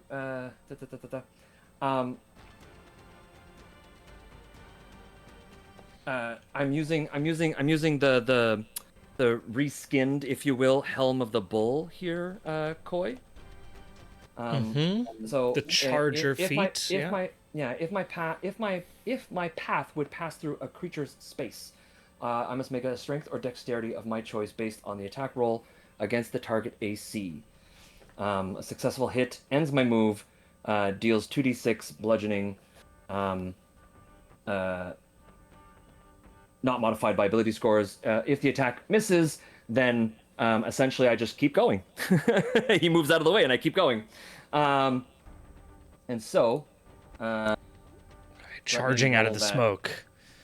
Yeah, essentially charging out of the smoke. I will do my strength roll. Now, do I make a roll on this or no? Is this a contested or is it an AC thing? It's an AC thing, so I'm going against your okay. AC. Gotcha. Yeah. And I am using my charge feat as well with this. So I'm going to get +5 bonus damage to this hit.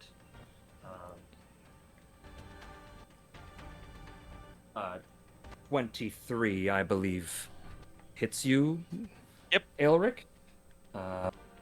Amazing. So 2d. 1 second here, just rolling back to 2d6. So it's going to be 2d6 plus 5 damage.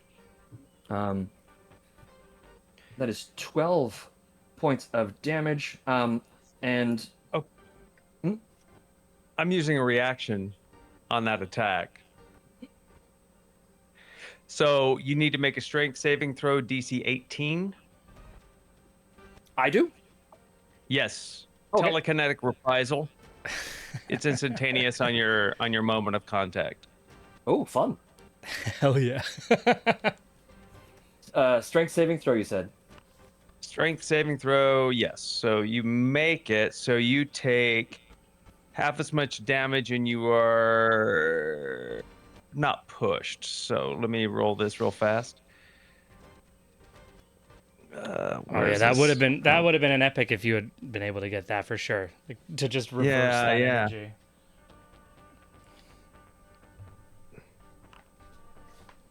So you take 2 points of damage on that telekinetic reprisal. Amazing. Sweet. And what happens to me? You get hit for 12 points of damage. And that's it? For my move charge attack, yes. I still have 3 attacks. That's it. I can now act as normal. Because I moved 30, I'm going to back up 10. My glaive has a 10-foot reach, so I'm just going to back up back into the smoke and attack from there, since I have blind sight and I still know that he's there. You have 40 feet of movement? I have 30 feet movement. Do I not have... Oh, that's if a bonus action? If you want to move extra than the 30, then you need to spend an action dashing. Oh, never mind then. Well, you know what? I will do an action surge. Sure, yeah. I'll use one of my action surges. Yeah. I'll back up 10 feet, and then I will do my 3 disadvantaged attacks against Ale. Right? Was your it'll battering need to ram be at there. disadvantage? Was your battering ram at disadvantage? Oh, good point. That was not, but I. That's a good point. I don't. I mean, I'll roll it again. It does. Well, I don't. I just you know. It does. You know, it does. Okay. You're absolutely correct. It does technically count as a charge attack. Give me 1 second to roll that again. I Strength. forgot about all the disadvantages laying over you. As did I, and I see this as a movement attack, which is still attack. So yeah. The roll. Yeah, you still hit. Still Okay. hits. Oh wait, Yeah. no, that's your saving throw. Ah, shoot. No, I'm talking How about do your hit. Yes, I'm trying to. How do I roll this without rolling the extra? You could just do a Slash plain roll. R space Yeah. slash R space D20 plus whatever your bonus is. Right. Oh, sorry. That's- So it's +5. My bonus is +5. So slash R D20 plus 5. Yeah. There you Right. go. Okay, Right, but then, so but then, 16. but I mean, if we take the 29 minus 5, it's still 24. Yeah, but it's at disadvantage. So you Right, had to but- roll again. Because that was Right. only one roll, Second right? roll. Just let his Right. second roll be 24. The first one would have been 20. Was a 23, so it would have been an 18. So, Okay. so technically the 18, so it would have missed, right? Because your Yeah, yeah. AC So is- yeah. Okay. So I'm 18, So you- 19. Yeah.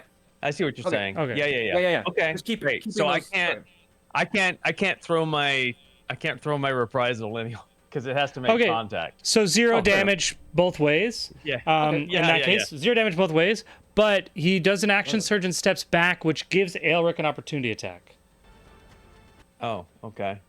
if he chooses to take it. Yeah.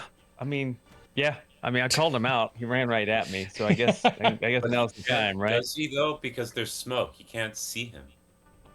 They were at base to base contact, and he stepped away. So if you leave On opportunity, the moment he starts to walk away, yeah, I get the opportunity attack, right? as soon as you leave their range. As soon as you leave, but it would be an opportunity attack at disadvantage because you don't have sight. Because he's stepping into a Okay. cloud of, or you can save it for like one of your maneuvers as he has attacks that he's going to be wanting to do. Oh, is this a reaction? Is my opportunity Yeah. attack count as It's a a reaction? reaction. Exactly. Oh, well, no, I'm not going to So burn you can it. save then. it. Cool. Got better fair. things to do. All very right. fair. We figured it I out. think Oh my he god. also already used his reaction to do the psychic reprisal, right? So we Yeah, couldn't but then- I didn't. But it went. I didn't end up using it because it has to hit. He has to hit me to do the reprisal. Okay. But since he didn't Yeah. hit, so now I've got that thing banked. Got it. Yeah. So no damage. Elric has his reaction. Spent an action surge, stepped back, now attacking with reach out of the fog with disadvantage. Correct. Awesome. Sweet. Got it. Disadvantage. Done. First one misses. Man, plus 13. That is brutal, man. Jesus. Second one hits hit. 19. Just hits. These are incredible, like incredibly bad rolls. But I guess it's disadvantage. Just happens to be such a bonus that it's incredible. Where's the D10? There's the D10. Plus 8. Well, so 13 points of slashing damage, and last attack, disadvantage, with a 30, will hit. Yeah, and then plus 18 points of damage, and because I have, where'd it go? Pole arm master. When I take an attack action and attack only with a glaive, halberd, I'm attacking with a glaive. You can use a bonus action to make a melee. Oh, I've already used my bonus action. I've already used my bonus action. I don't know. I don't know, man. No, because I'm not keeping up no, with because you. I moved, I surged, and I've attacked. So no, I did not.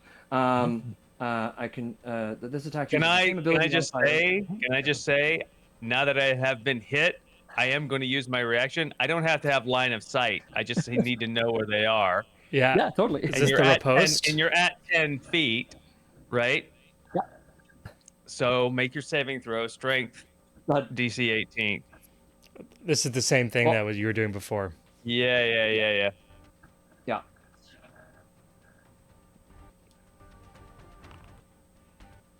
$11. So no. So off your first attack, you take 14 points of damage, and you are blown back 10 additional feet out of range. Out of range for your second attack. Okay.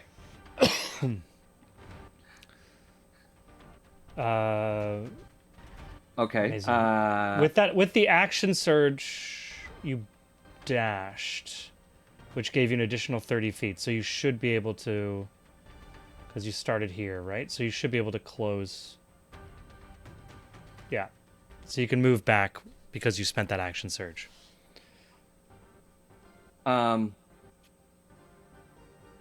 Yes, then I would come back in. I would come back into to the 10-foot range Yeah. and attack that second time. Yeah. You have just enough because you spent your action surge to give you that extra double movement. Right. And then my last attack, it's less damage, but it's still damage nonetheless. Uses the same modifiers to hit. Disadvantage. I didn't see what 16. No, I missed. 16. Amazing. Aelric standing, wings open, dual swords, fighting this like massive glaive just coming out of the smoke. Whoosh! And in darkness. I haven't even get to swing yet. Haven't even got just responding, dodging and ducking and whoosh whoosh. Amazing. Is that the end of Andolus's turn? Andolus's moved, action surge. I know where they move, action surge. Super action attack surge, 3 times, triple attack, 3 times, quadruple, double, triple attack, had octuple the opportunity attack. thing. Yes. Do I still Please. have some movement? I think no. moved You've back 10 spent because feet, moved 20. yeah, because you've been 30. Then you did your action surge and you're pushed back and then you moved again. Yeah, if anything, he would just take one more step back. But but if he has no more movement, then he's. I think that's I'm where done. you are. Oh, amazing. Okay, this is wild. This is wild. This is high level fighter combat. We are going to take our break at this point. So amazing. It's 9:30. I'm going to say let's be back in 10 minutes, just because we have a lot of players who want to play. So we'll be back just after 9:40 Eastern Standard Time. Thank you, everyone. God. Keep with us. Oh man, craziness. In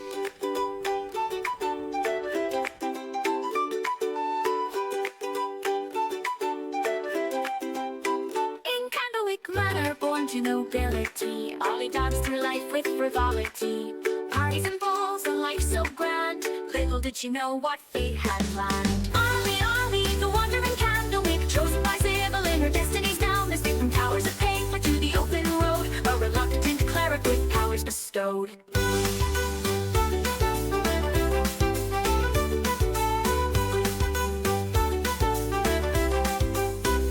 Plucked from luxury, thrust into robes, surrounded by tomes and dusty old globes. But Ollie's mind, sharp as a tack, mastered the legalese others did lack. Contracts and bylaws, she knew them all. Her litigious prowess made bureaucrats fall. In mazes of paper would she find a way to bend the rules and save the day.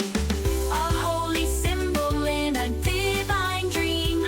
Not all in the tower is as it may seem.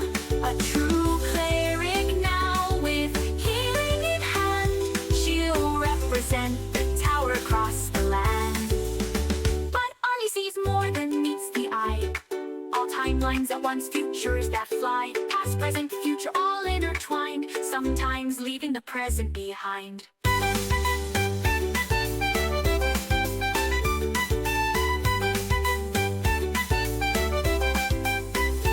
Ollie sees more than meets the eye.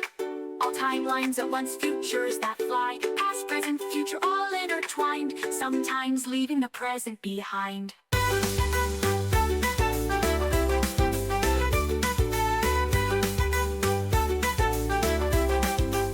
Library cat, shrouded in mystery, follows Audie through every history. With glowing eyes and silent paws, it guards her path without pause. Ollie, the wandering Candlewick, chosen by Sybil in her destinies down. Escape from towers of paper to the open road, a reluctant cleric with powers bestowed. Cut from luxury, thrust into robes, surrounded by tomes and dusty old globes. But Ollie's mind, sharp as a tack, mastered the legalese others did lack. Oh, hoist up the sails, let the wings take a blip. For Thaddeus Turnpike commands his ship.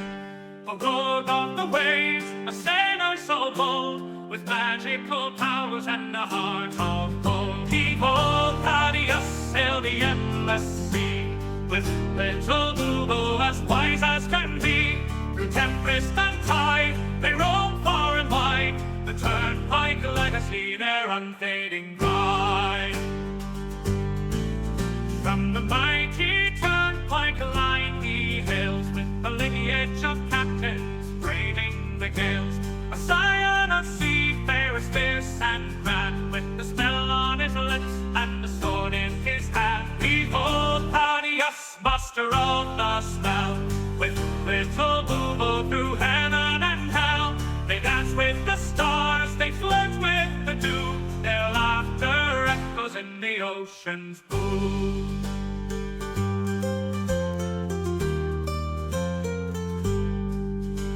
An owl for his mate, little Boobo's his name. Together they soar in fortune and fame. With little Boobo, his talents wrapped in light, they summon the winds and the stars to their fight. A curse of great power, a gift or a bane, Thaddeus wields it with little to fame. A rogue with a charm, a sailor with flair, he faces each curse with nary a care. Behold, Thaddeus, the sea's arcane knight, with little Boobo in the pale moonlight. Through whispers of magic and the salt-laden air, the Turnpike adventure none can compare.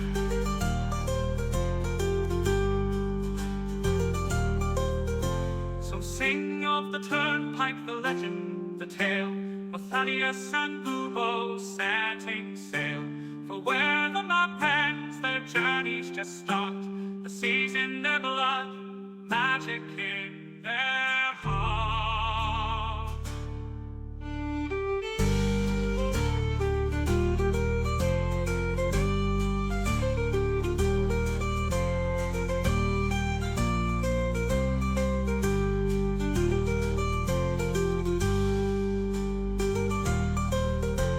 So sing of the turnpike, the legend, the tale of Thaddeus and Bubo setting sail.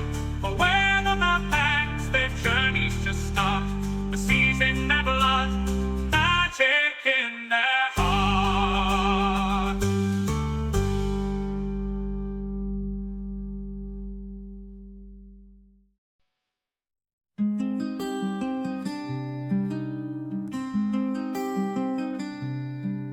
In Solania's fields a halfling stood tall. Sea gray eyes a fighter's call. With Fiona's love and Angus' smile, his world was bright for a little while. Oh, Harold Grey with list in hand, a promise made, a journey planned. Each task he'll mark, each dream fulfill. For those he's lost, his heart beats still.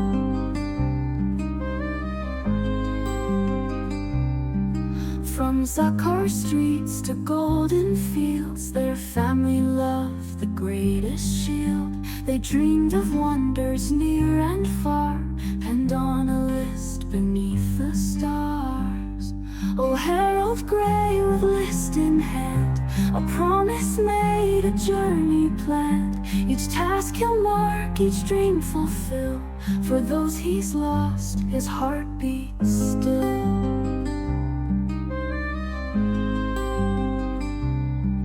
Young Angus fell on distant shore, while Fiona's kiss would come no more. A drunken noble, a vengeful blade, left Harold's world in darkness laid.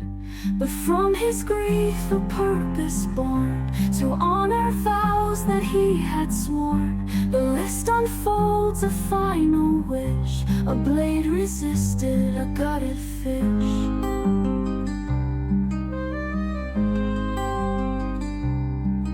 Now Harold roams through joy and strife, to live for three in one short life. From mountains high to oceans deep, this solemn pledge he vowed to keep. With bowler hat and iron will, he faces each task with hard-won skill. For every deed he sees it through, he feels their love forever true. And when the final task is done, when every battle's lost and won, he'll close his eyes, his duty clear, knowing his loved ones drawing near. In afterlife they'll meet again, their love eternal, free from pain. The list complete, their dreams fulfilled, a promise kept, a future will. Oh, Harold Grey, your journey's long, but in your heart they're never gone. With every dream that you fulfill, Fiona and Angus are with you still.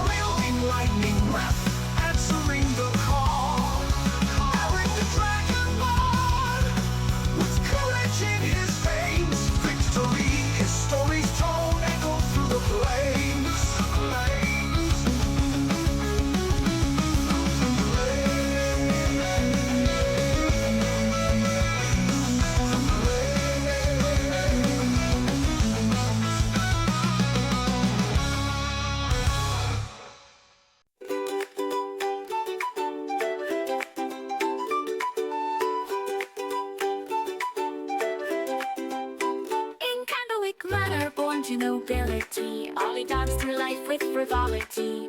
Parties and balls, a life so grand. Little did she know what fate had planned. Arlie, Arlie, the wandering candlewick, chosen by Sybil in her destiny's bound. Escape from towers of paper to the open road, a reluctant cleric with powers bestowed.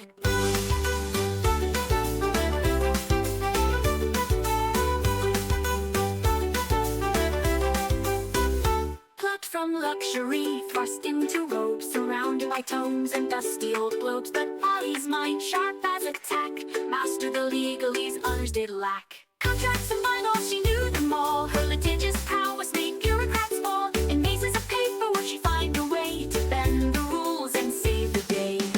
A holy symbol in a divine dream. Not all in the tower is as it may seem. A true cleric now with healing in hand. She'll represent the tower across the land. But Arnie sees more than meets the eye. All timelines at once, futures that fly. Past, present, future, all intertwined. Sometimes leaving the present behind. But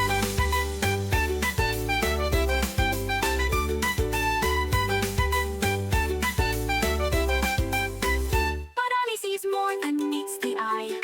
All timelines at once, futures that fly. Past, present, future, all intertwined. Sometimes leaving the present behind.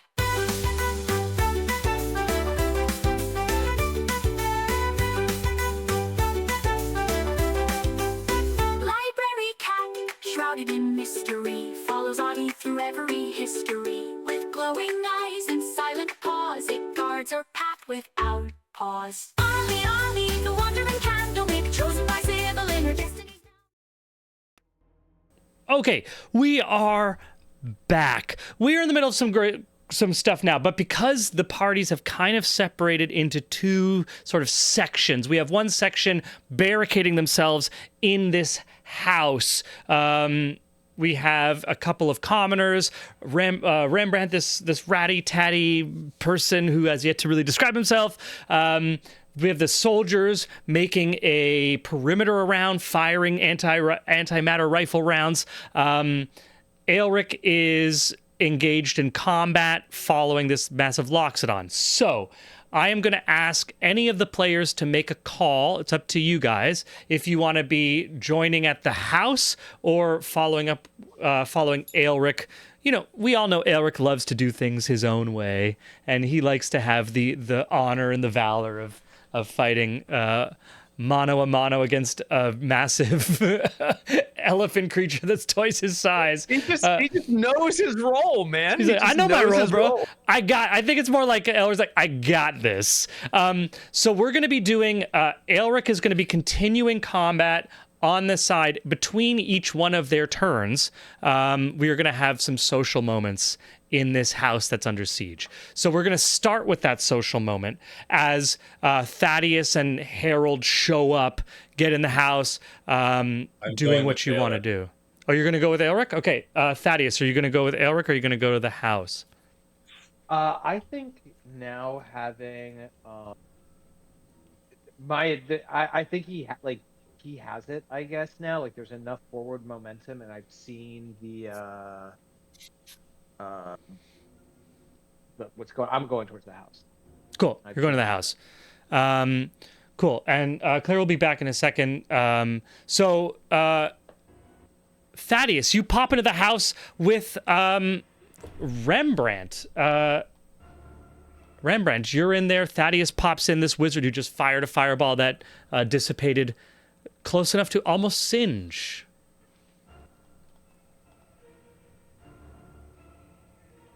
What's the, so it's all dead? Like, the thing is... So there's four cowering civilians inside this house. The soldiers are setting up a perimeter outside. You can hear them just firing their antimatter rifles, and like crunching as like zombies get close. They have now like more corpse flowers are appearing. Zombies are converging. But you have like 6 celestial war constructs out there doing quite well at keeping the enemies at bay. And now that they are creating this distraction enemies are coming like off the walls towards this. So you have a few minutes where where you're safe. This won't be a long-term safe location, but you do have a few minutes. Arlie, what we're doing is we're just separating a little bit. We're adding a little bit of role play moments. So Thaddeus is going to the house that's being protected by all the soldiers, and Aelric is going to be continuing in combat with Harold against this large Loxodon. You can choose to join Thaddeus in the house for a little bit of a fast socialization under fire, or you can choose to stay in combat order and trying to fight this Loxodon. It's up to you. Are you asking me directly right now, or are you saying generally? Like, no, I'm asking you because we're gonna have like a socializing in between every turn. So do you want to join the combat or do you want to join the socializing scene? I don't know yet. Do you need my answer right now? No, I don't need your answer right now. Okay. You could choose to jump into the socializing scene, or you can choose to make your call. Yeah. Awesome. All right. Yeah, Harold, you burst in. There's 4 guys. Rembrandt's taking care of one of the wounded civilians, firing shots. This is a safe place for now, but probably not very long. Sorry, I'm going with Aelric. Yeah, did I say Harold? I meant Thaddeus. My bad. Sorry. I do that. It's just 2 white guys. I make mistakes all the time. So in the house, who's currently in the house right now? Rembrandt, you're there with 4 civilians. You're taking care of 1, and Thaddeus just civilians. Enters. Yeah, And Thaddeus and comes that's in. it. That's it. Yeah, I just burst in. Okay. Who are you? Thaddeus Turnpike, former Lord of Kalaman, Who am I? rightful head of the Turnpike family, and wizard par excellence, returner of the gods. I don't have time. Are you in charge? I am charged with protecting these people. Yes, I protect all the people of this town.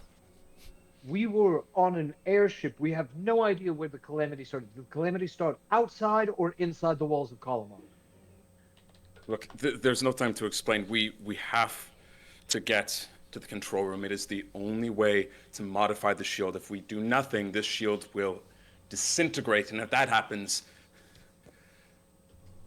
everything is over.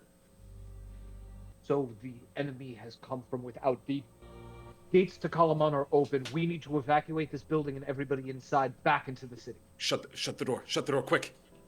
Shut the door. The gate? To the city? To the house. So the monsters don't get in. The house. I slammed the door shut. Amazing, yeah. We're safe for a moment. Yeah. Cool. Yeah, safe for a moment. We're safe for a moment. We're going to go to Aelric's turn as you continue fighting. All right. So I'm gonna back up right there. Nice.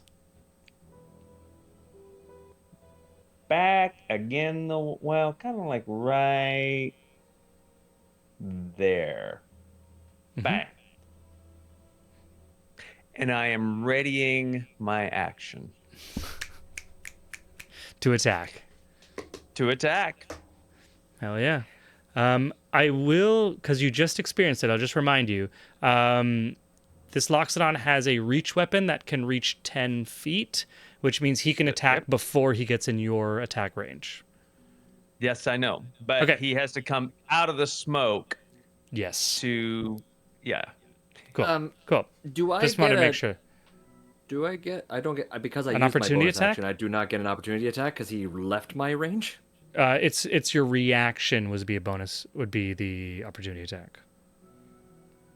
Do you have a reaction, or did you spend it? I did not spend it. Cool. So do I attack him? Yeah. Sorry, I'm just confused. Okay, go. Yeah. You can use your reaction for an opportunity attack, but only if you have it still available. But if you haven't spent it, then yeah. It's yes, with disadvantage. I will do so. Yes, I will still do so with disadvantage because of the stupid aunt. 28. That it. Yeah.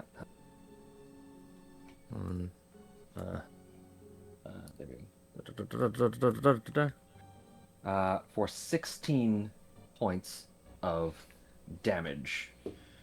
Cool. All right. As Eric steps away, takes a swing from out of the smog. Now he's going to ready his action, preparing himself for the next attack, for the oncoming, what he knows is going to come out of that smoke. Returning back to the house, we're safe for a moment.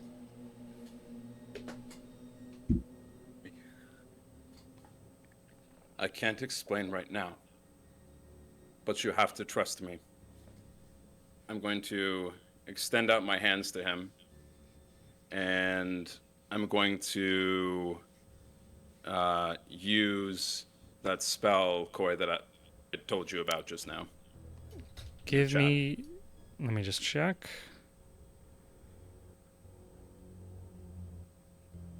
Okay. Is there a roll for this spell?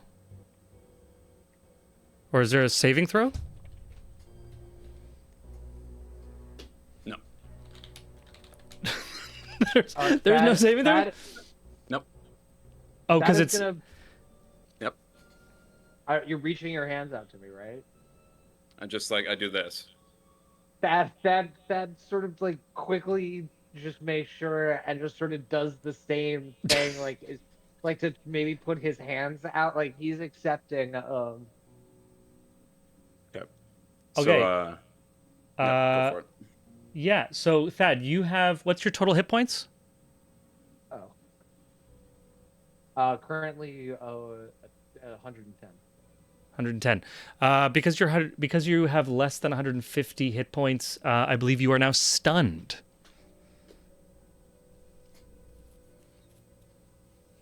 I can't explain, but trust me, everything will be clear. I'm going to put my hand on his forehead and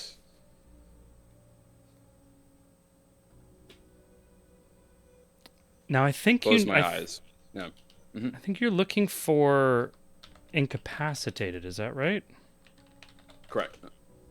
So you were able to stun him, which is not exactly incapacitated. Not quite incapacitated. Not quite incapacitated. Oh, no, wait. No, you're right.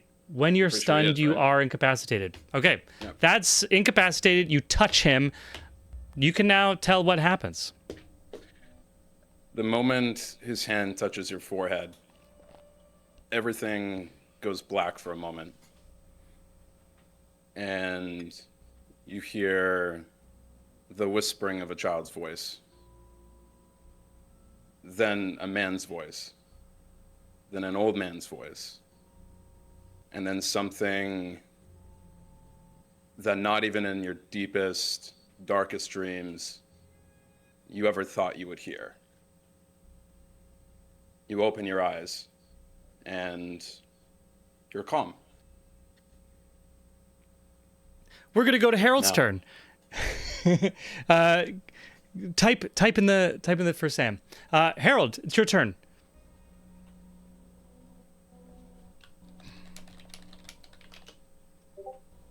Is this thing still full of smoke? Bigly. Okay. I have so much distance to cover. still a lot of distance, eh? I'm gonna Yeah. move this for our audience to see a bit better what's going on. I'll do a dash action. Cool. I'm so far zoomed out. Is this 60 feet? Yep, that's it. Okay. And bonus action, I'll Misty Step the rest of the way. Sweet. Another 30. Yeah. Sweet. Which brings you like almost next to Elric. Is this 30? Yeah, Really far zoomed out. Okay. perfect. Actually, I'll go kind of behind this cover. I assume Okay. this tent is cover. Yeah, you can use that. You can use that tent as cover. Yeah. Sweet. Any other action for you? I've used my action and my bonus That's action. you used your bonus action. I'm just gonna check in on Arlie. Arlie, are you joining combat or are you like running to the tent? I'm really clear, so I don't think I know the answer to that. Okay. So, You have a bunch of civilians around you. You're protecting these civilians. Zombies have now started coming towards you. You're warding them off because of like as soon as they step into this radius, your celestial guardians will do enough damage to just like pretty much auto kill zombies. So they step in and then just Great. like drop, and you're just keeping these civilians protected. So you can stay there for as long as that spell lasts. yeah. I mean, I am down to taunt the elephant again if that seems like the thing to do, because my thing only lasts one turn. Oh, it only lasts one turn. Okay. So I can Use it to totally go just for it. do another round of like Go your for- father yeah, go smells for like it. elderberries. Yeah, and go your for mother it. was a gerbil or whatever.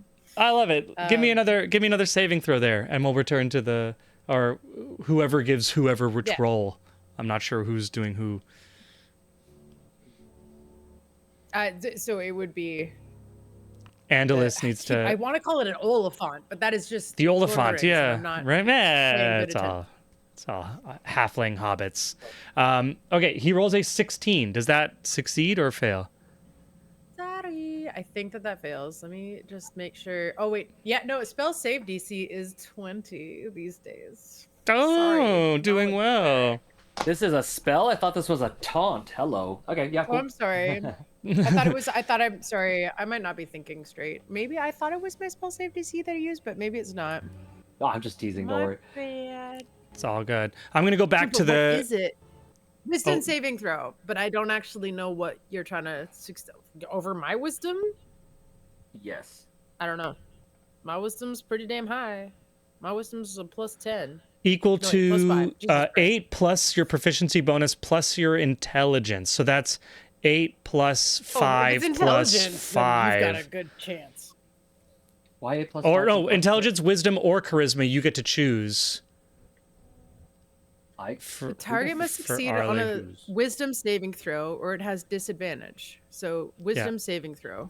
And the I'm just, DC like, is equal blanking to 8 plus your proficiency, which is 5, so it's 13, plus your intelligence Okay. or wisdom or charisma. And I think yours is 5, right? So that's Yeah. 13 plus 5, so it's 18, DC 18. Okay. Gotcha. Okay. Cool. I don't know where you saw that. So but well done. failed. Yeah, I was same just- here. Hey, DM skills, bro. Okay, Yes, we go back to the cottage. Were you guys able to? Yeah, back to the cottage. I don't have a Feel DM. The calm. last thing You feel calm. Now, let's get to the control room. After you. And you move to the control room. Sure, I guess I did. Have you told Sam what's going on? No, I have not gotten a DM. Did I miss somewhere in the? Here, I'll DM him. Yeah. You can even just type in the group. We're all actors here. Oh, yeah. Okay, Um, then I do it. Amazing. Awesome. And you start walking towards the thing. Andalus, your so turn. We open the door and go out. Yeah. You get out there. They're like literally the squad is firing as you walk out. They see you. They're like, okay, circle up. Becklin's like, circle up. Let's protect Thad. And they all start just like back to you in a circle, protecting you as you start walking towards the gate, just firing at all the zombies and everything. That the zombies are still coming at you. Is that right? I think so. Oh no. Sorry. As you leave the house, they all like start firing, but the zombies actually like when they see you, Thad, and Rembrandt, they all just stop and stare and watch as the group, as you all just start walking towards the gates. The zombies not moving. The civilians start following you. The commoners start walking right past these stationary zombies as if they're not even there. And a small group starts coalescing towards the entrance gate. Now we're going to go to Andalus's turn.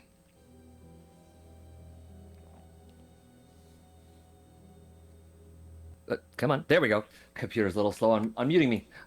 Amazing.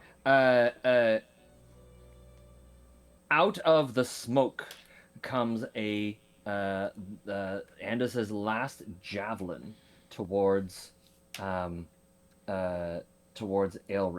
Rolling with disadvantage. 19. I think that just hits, or is defender? Yep, that hits. Amazing.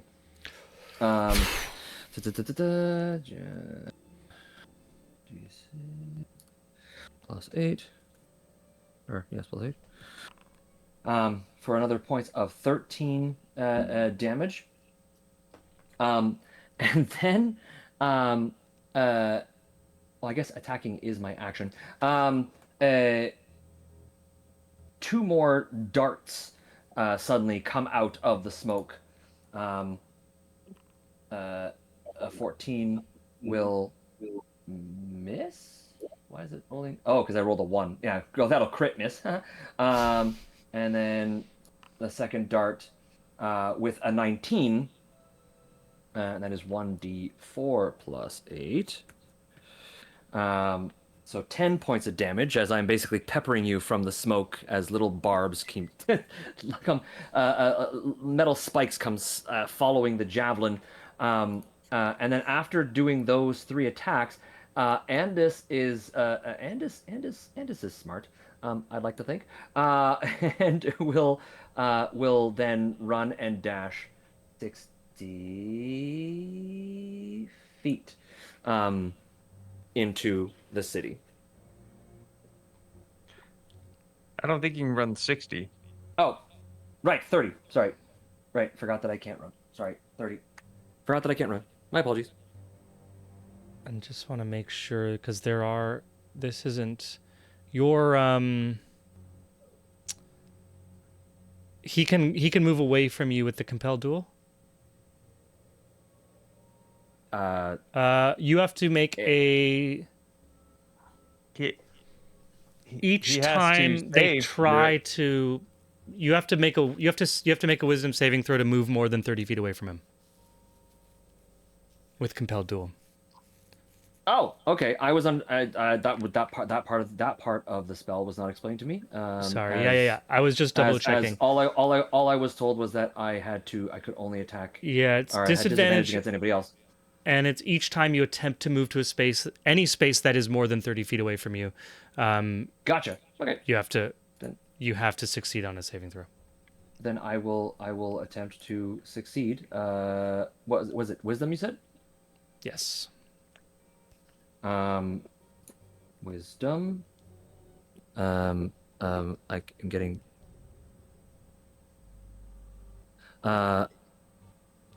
Amazing. Thank you, mysterious benefactor. Although I don't think it will help. With a 10. No, does not help. So I back off. Magically compelled to remain in this combat. Andalus is like, I know the smart move is to move away, but something about this little winged rat, I need to go. Amazing. Yeah, so I back off some more and in the middle of the building. Cool. Arlie, you see this first. Thaddeus walking, surrounded by soldiers, all weapons ready. The zombies have stopped to allow Thaddeus and this mysterious human walking calmly towards the gates. This is now a social encounter with the 3 of you. Who are you?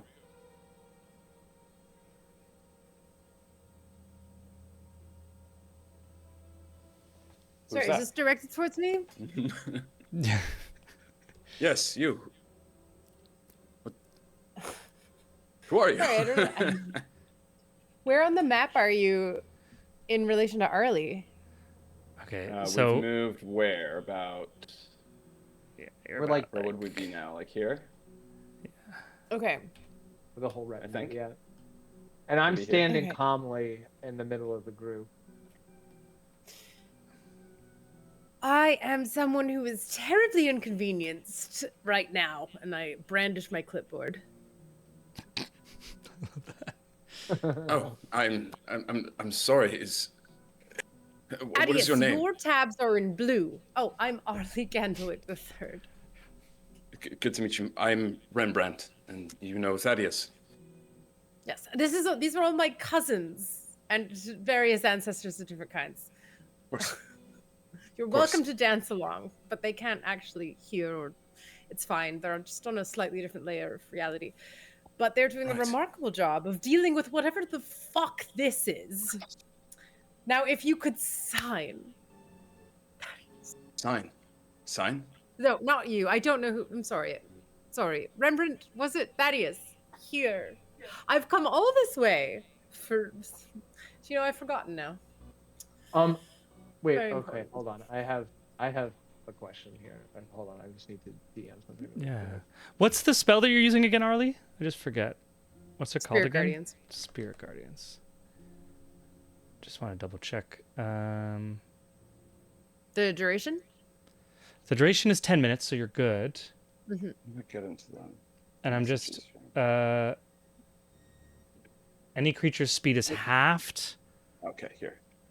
And can you choose to not hurt people, right? Or is it like auto hurting Yeah. everyone? I think it's like based on the type of thing that they are, I think. I don't know. I'll go look it up while you carry on with the game. That is just so I guess that is just glaring at you, but he doesn't move to sign. I can designate any number of creatures that I see to be unaffected by it. Okay, so I mean there is cause to be like, sorry, Thaddeus is a friend of yours. Yes. The dancers are not always dancing for no. We just met. I don't know him. We just. Yes. No. Look, there's no time. I've explained to him we have to get into the town to the control room, or that shield is coming down. So I want to say, I mean, I don't know if the DM will let me, but I want to say as soon as someone says no, then suddenly, if you're within range, one of the dancers just decks you. And then you're like, we have to. And then it switches into like a do-si-do. Sorry, your friends or no? I'm confused. We're friends. Oh, we're not. you. We're not. Okay. We just met, but it's imperative that we get to the control room. But he's an ally, is what I'm saying. Oh, indubitably. Okay, great. Stand down, family. Stand down, family. Awesome. All right. Elric, your turn in the combat.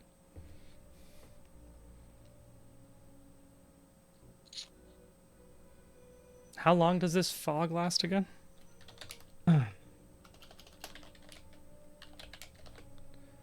It's like super long, probably, right? Something annoying. 4 rounds, so it's still there. That's in a moderate wind, so it actually lasts for a while.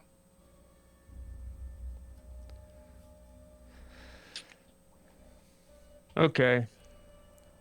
Pretty big coward, quite literally, throwing darts out of smoke. This thing is like 10, 15 feet tall. Yeah. Elric's just gonna go back here. Hell yeah. Elric, as you step back, you find Arlie talking to Thad and this new person, surrounded by all these soldiers.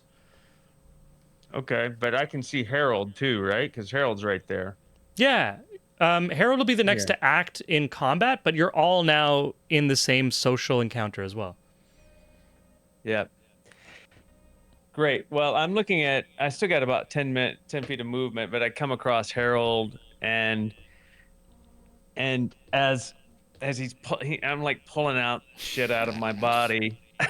I'm just like I just said, this thing doesn't know how to fight. It's just like a mole or something. It only comes out and like I don't know. I give up. and then I just continue walking Weird, to man. this, I don't this know. point, right? Yeah, yeah. So that's what I do.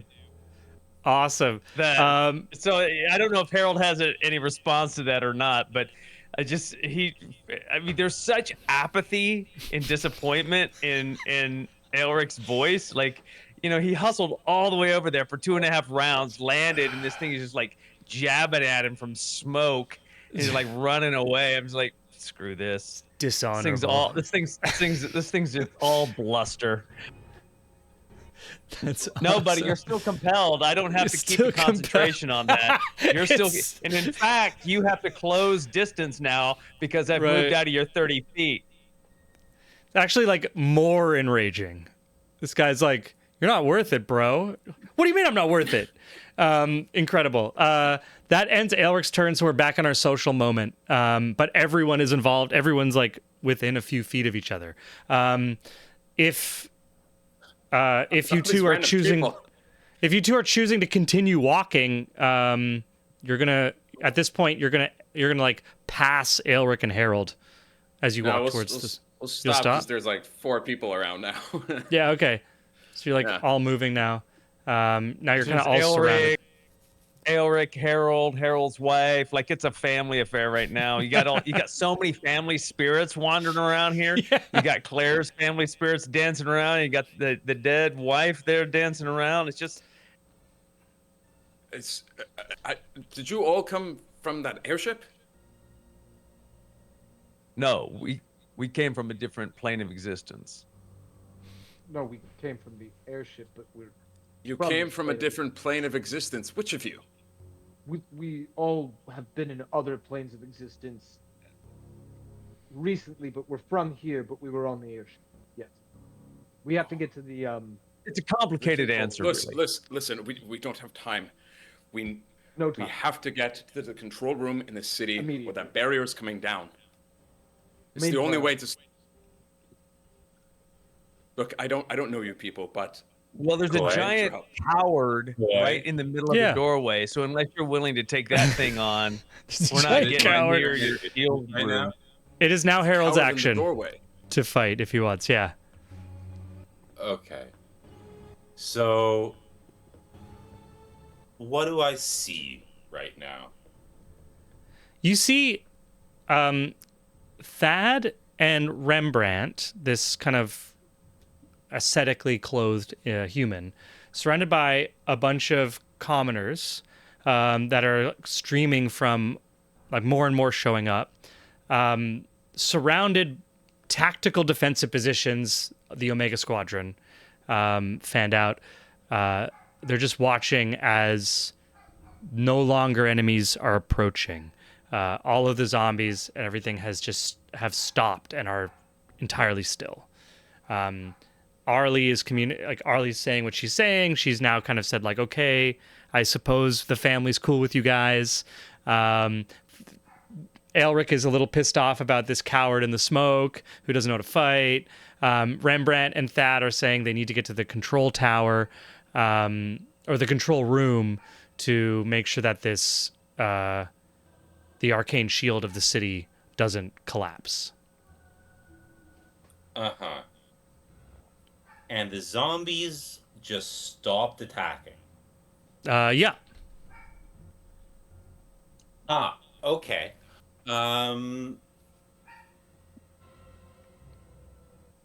Harold.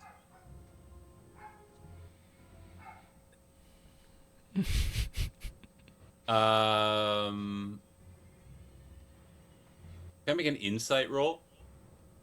What are you trying to see?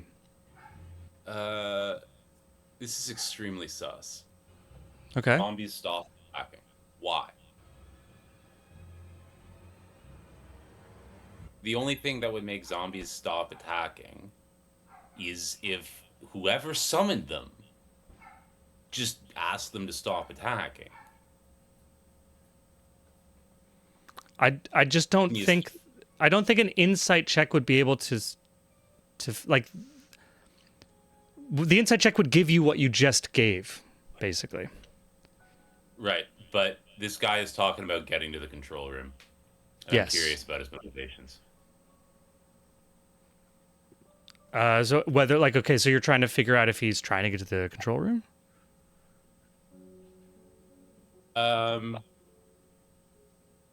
Okay. I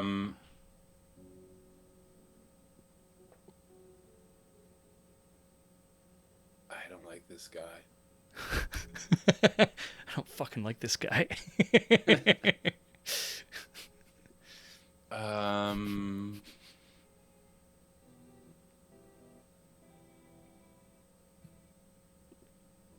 So there's Elefante in there, and then this dude over here. Harold's gonna cast suggestion on Rembrandt. Okay. Spell save DC is 18. It is a wisdom saving throw, Rembrandt. 1 sec. Just gonna check something. Cool. What's the suggestion?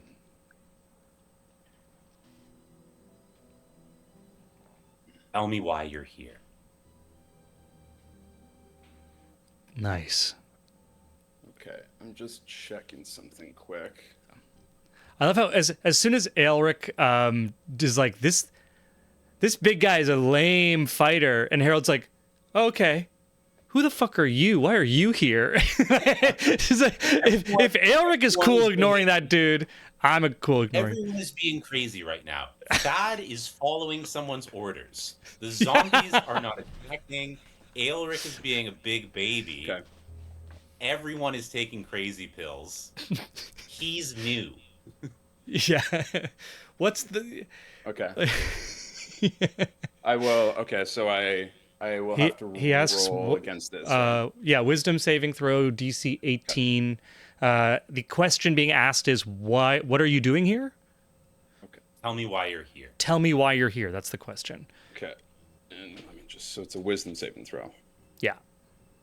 Okay. Okay. So that is a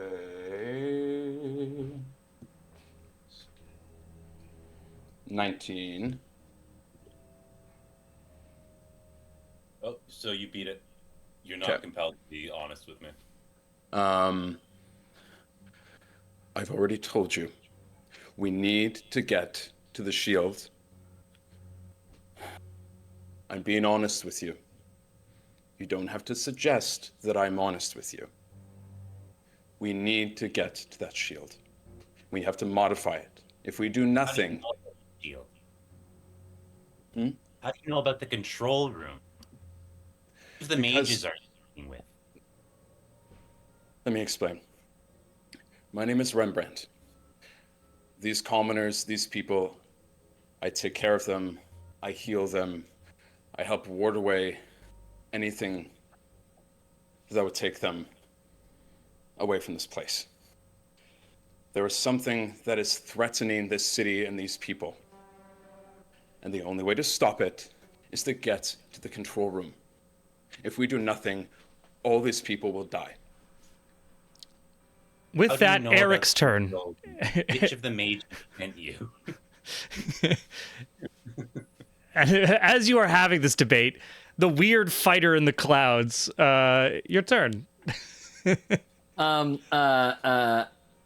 Andolus, no longer feeling compelled, suddenly is like, "Oh, I'm cool," and leaves. Just He goes back to runs his away. primary mission, which is Amazing.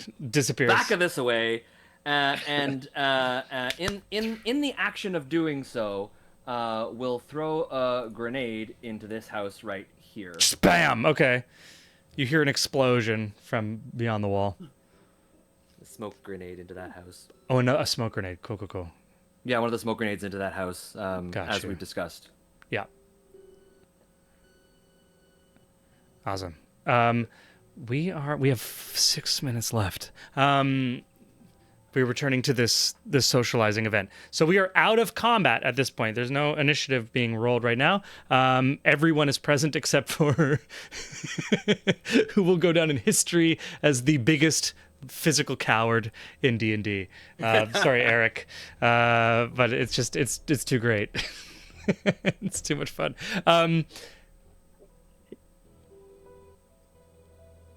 The last thing asked was Harold asked something about the wizards. What did you ask? I said, how do you know about the control room? I don't even know about a control room. Which of the wizards sent you? Look, I'm part of the council. I'm part of the council. Do you know Wyndham? Is that how you say the name correctly, Koi? Wyham. Wyham. The wizard Wyham? Look, they are trying to prevent the shield from collapsing. I know them.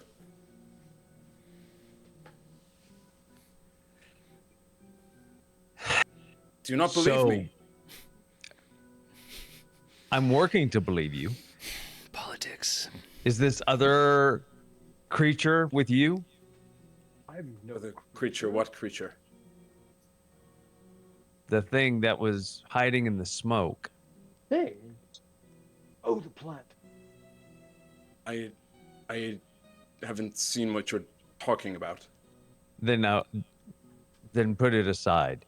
Wyhan sent you to make sure that there's integrity in the shields. My task is to protect and safeguard these people. Okay. She is the only thing keeping that shield from falling right now. It is cracking, it is fracturing, and unless we get to the control room, unless I can get there and put those correct codes into the shield, it will fall. Okay. I will assume, or I will pretend that I understand any of what you've said, but I get the gist. I turned to Harold and, well, the rest of the party, and I said, well, this is better than what I just faced over there, so I'm leaning to trust him. We have to get to Wyham. Wyham will be fine on her own. She's the only thing protecting the shield. We can't help her if that shield breaks. We have to help Wyham by protecting the shield. Exactly. Okay. Harold? Arlie? So it seems like I'm not getting any signatures until you do whatever this shield business is. I'm happy to sign. I'm happy to sign right now. Can we sign as we walk? Or move? That's really more of a you question. Can you? Sorry, just semantically, pedantically speaking, which is I'm sure how you meant. I'm sure we can all move and simultaneously sign and do things as we will. We must. Well, Harold, move it. Okay, Thad. This is the most direct I think I've ever known you to be. I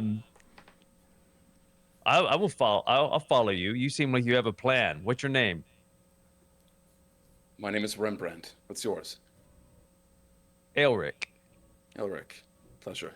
Yeah. The Duke of Kalaman. And then that's true. That is true. That is Before true. Before we go in, Thad's repeated the words that had come out of this guy's mouth verbatim several times now. Yeah, I know. I was hoping you were picking up on it because the dragon's not doing it. Can I make an insight roll on that? Onto like Thad's behavior? Yeah.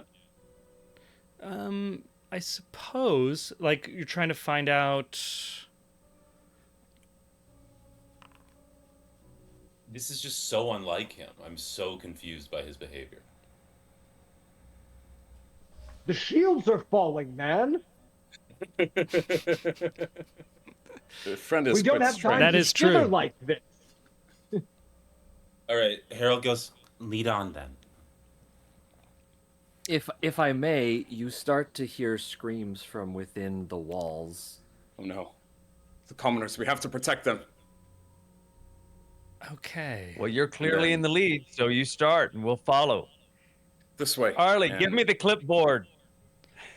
beeline it to the gate. And with that, the party, the party moves into the fog through the busted gate, and into the besieged city of Kalaman. And I'm afraid that's where we're going to have to end today, because we are at time. Unfortunately, always time is the enemy for all of us.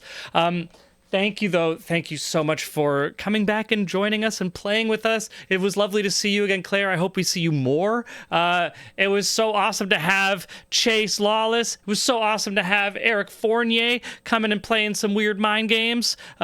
Michael Keane, Sam Gilroy, Sean Boyd. Sam, we will be saying goodbye to you for about a month or so, because you have some fun, cool stuff to do. Work. Gonna be in a different time zone. Different 5 hours time is zone. Difficult. It's a little tough. The middle of the night. Even not the best thing to do. Early wee hours of the morning, I think. There you go.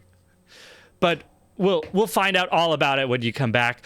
Thanks to everyone for watching live or in some future time and place. And remember to follow us on Instagram and Twitter and YouTube and Twitch and all that fun stuff. My name's Coy. It's been a pleasure being your storyteller, or at least watching these guys tell the story for you. Until next time, keep rolling those dice. Ugh. In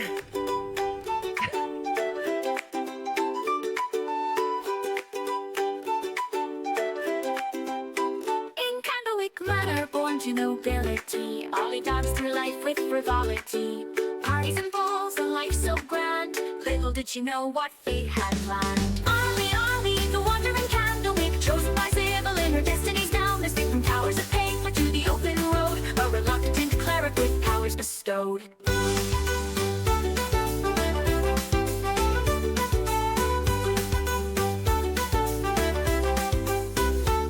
From luxury, thrust into robes, surrounded by tomes and dusty old globes. But Ollie's mind, sharp as a tack, mastered the legalese others did lack. Contracts and bylaws, she knew them all. Her litigious prowess made bureaucrats fall. In mazes of paperwork, she find a way to bend the rules and save the day. A holy symbol in a divine dream. Not all in the tower is as it may seem. A true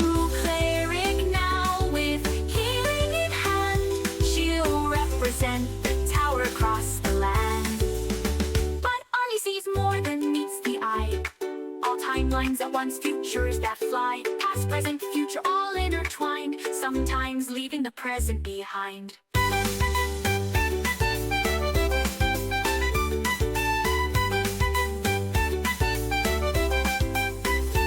Ollie sees more than meets the eye. All timelines at once, futures that fly. Past, present, future, all intertwined. Sometimes leaving the present behind.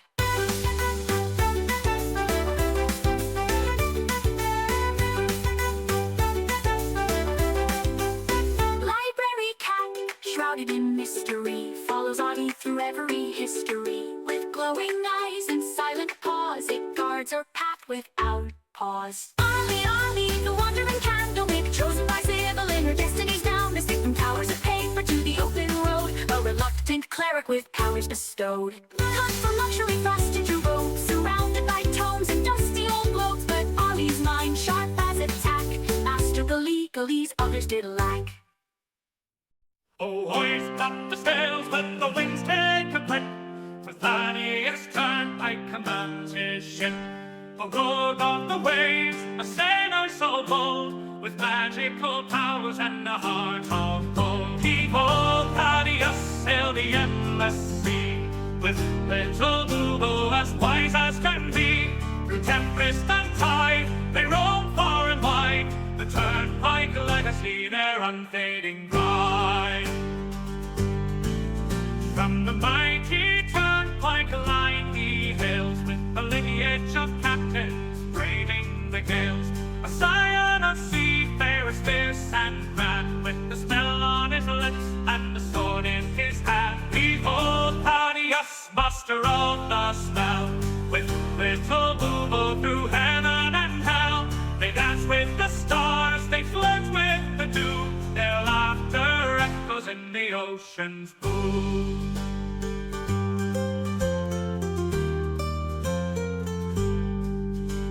An owl for his mate, little Boobo's his name.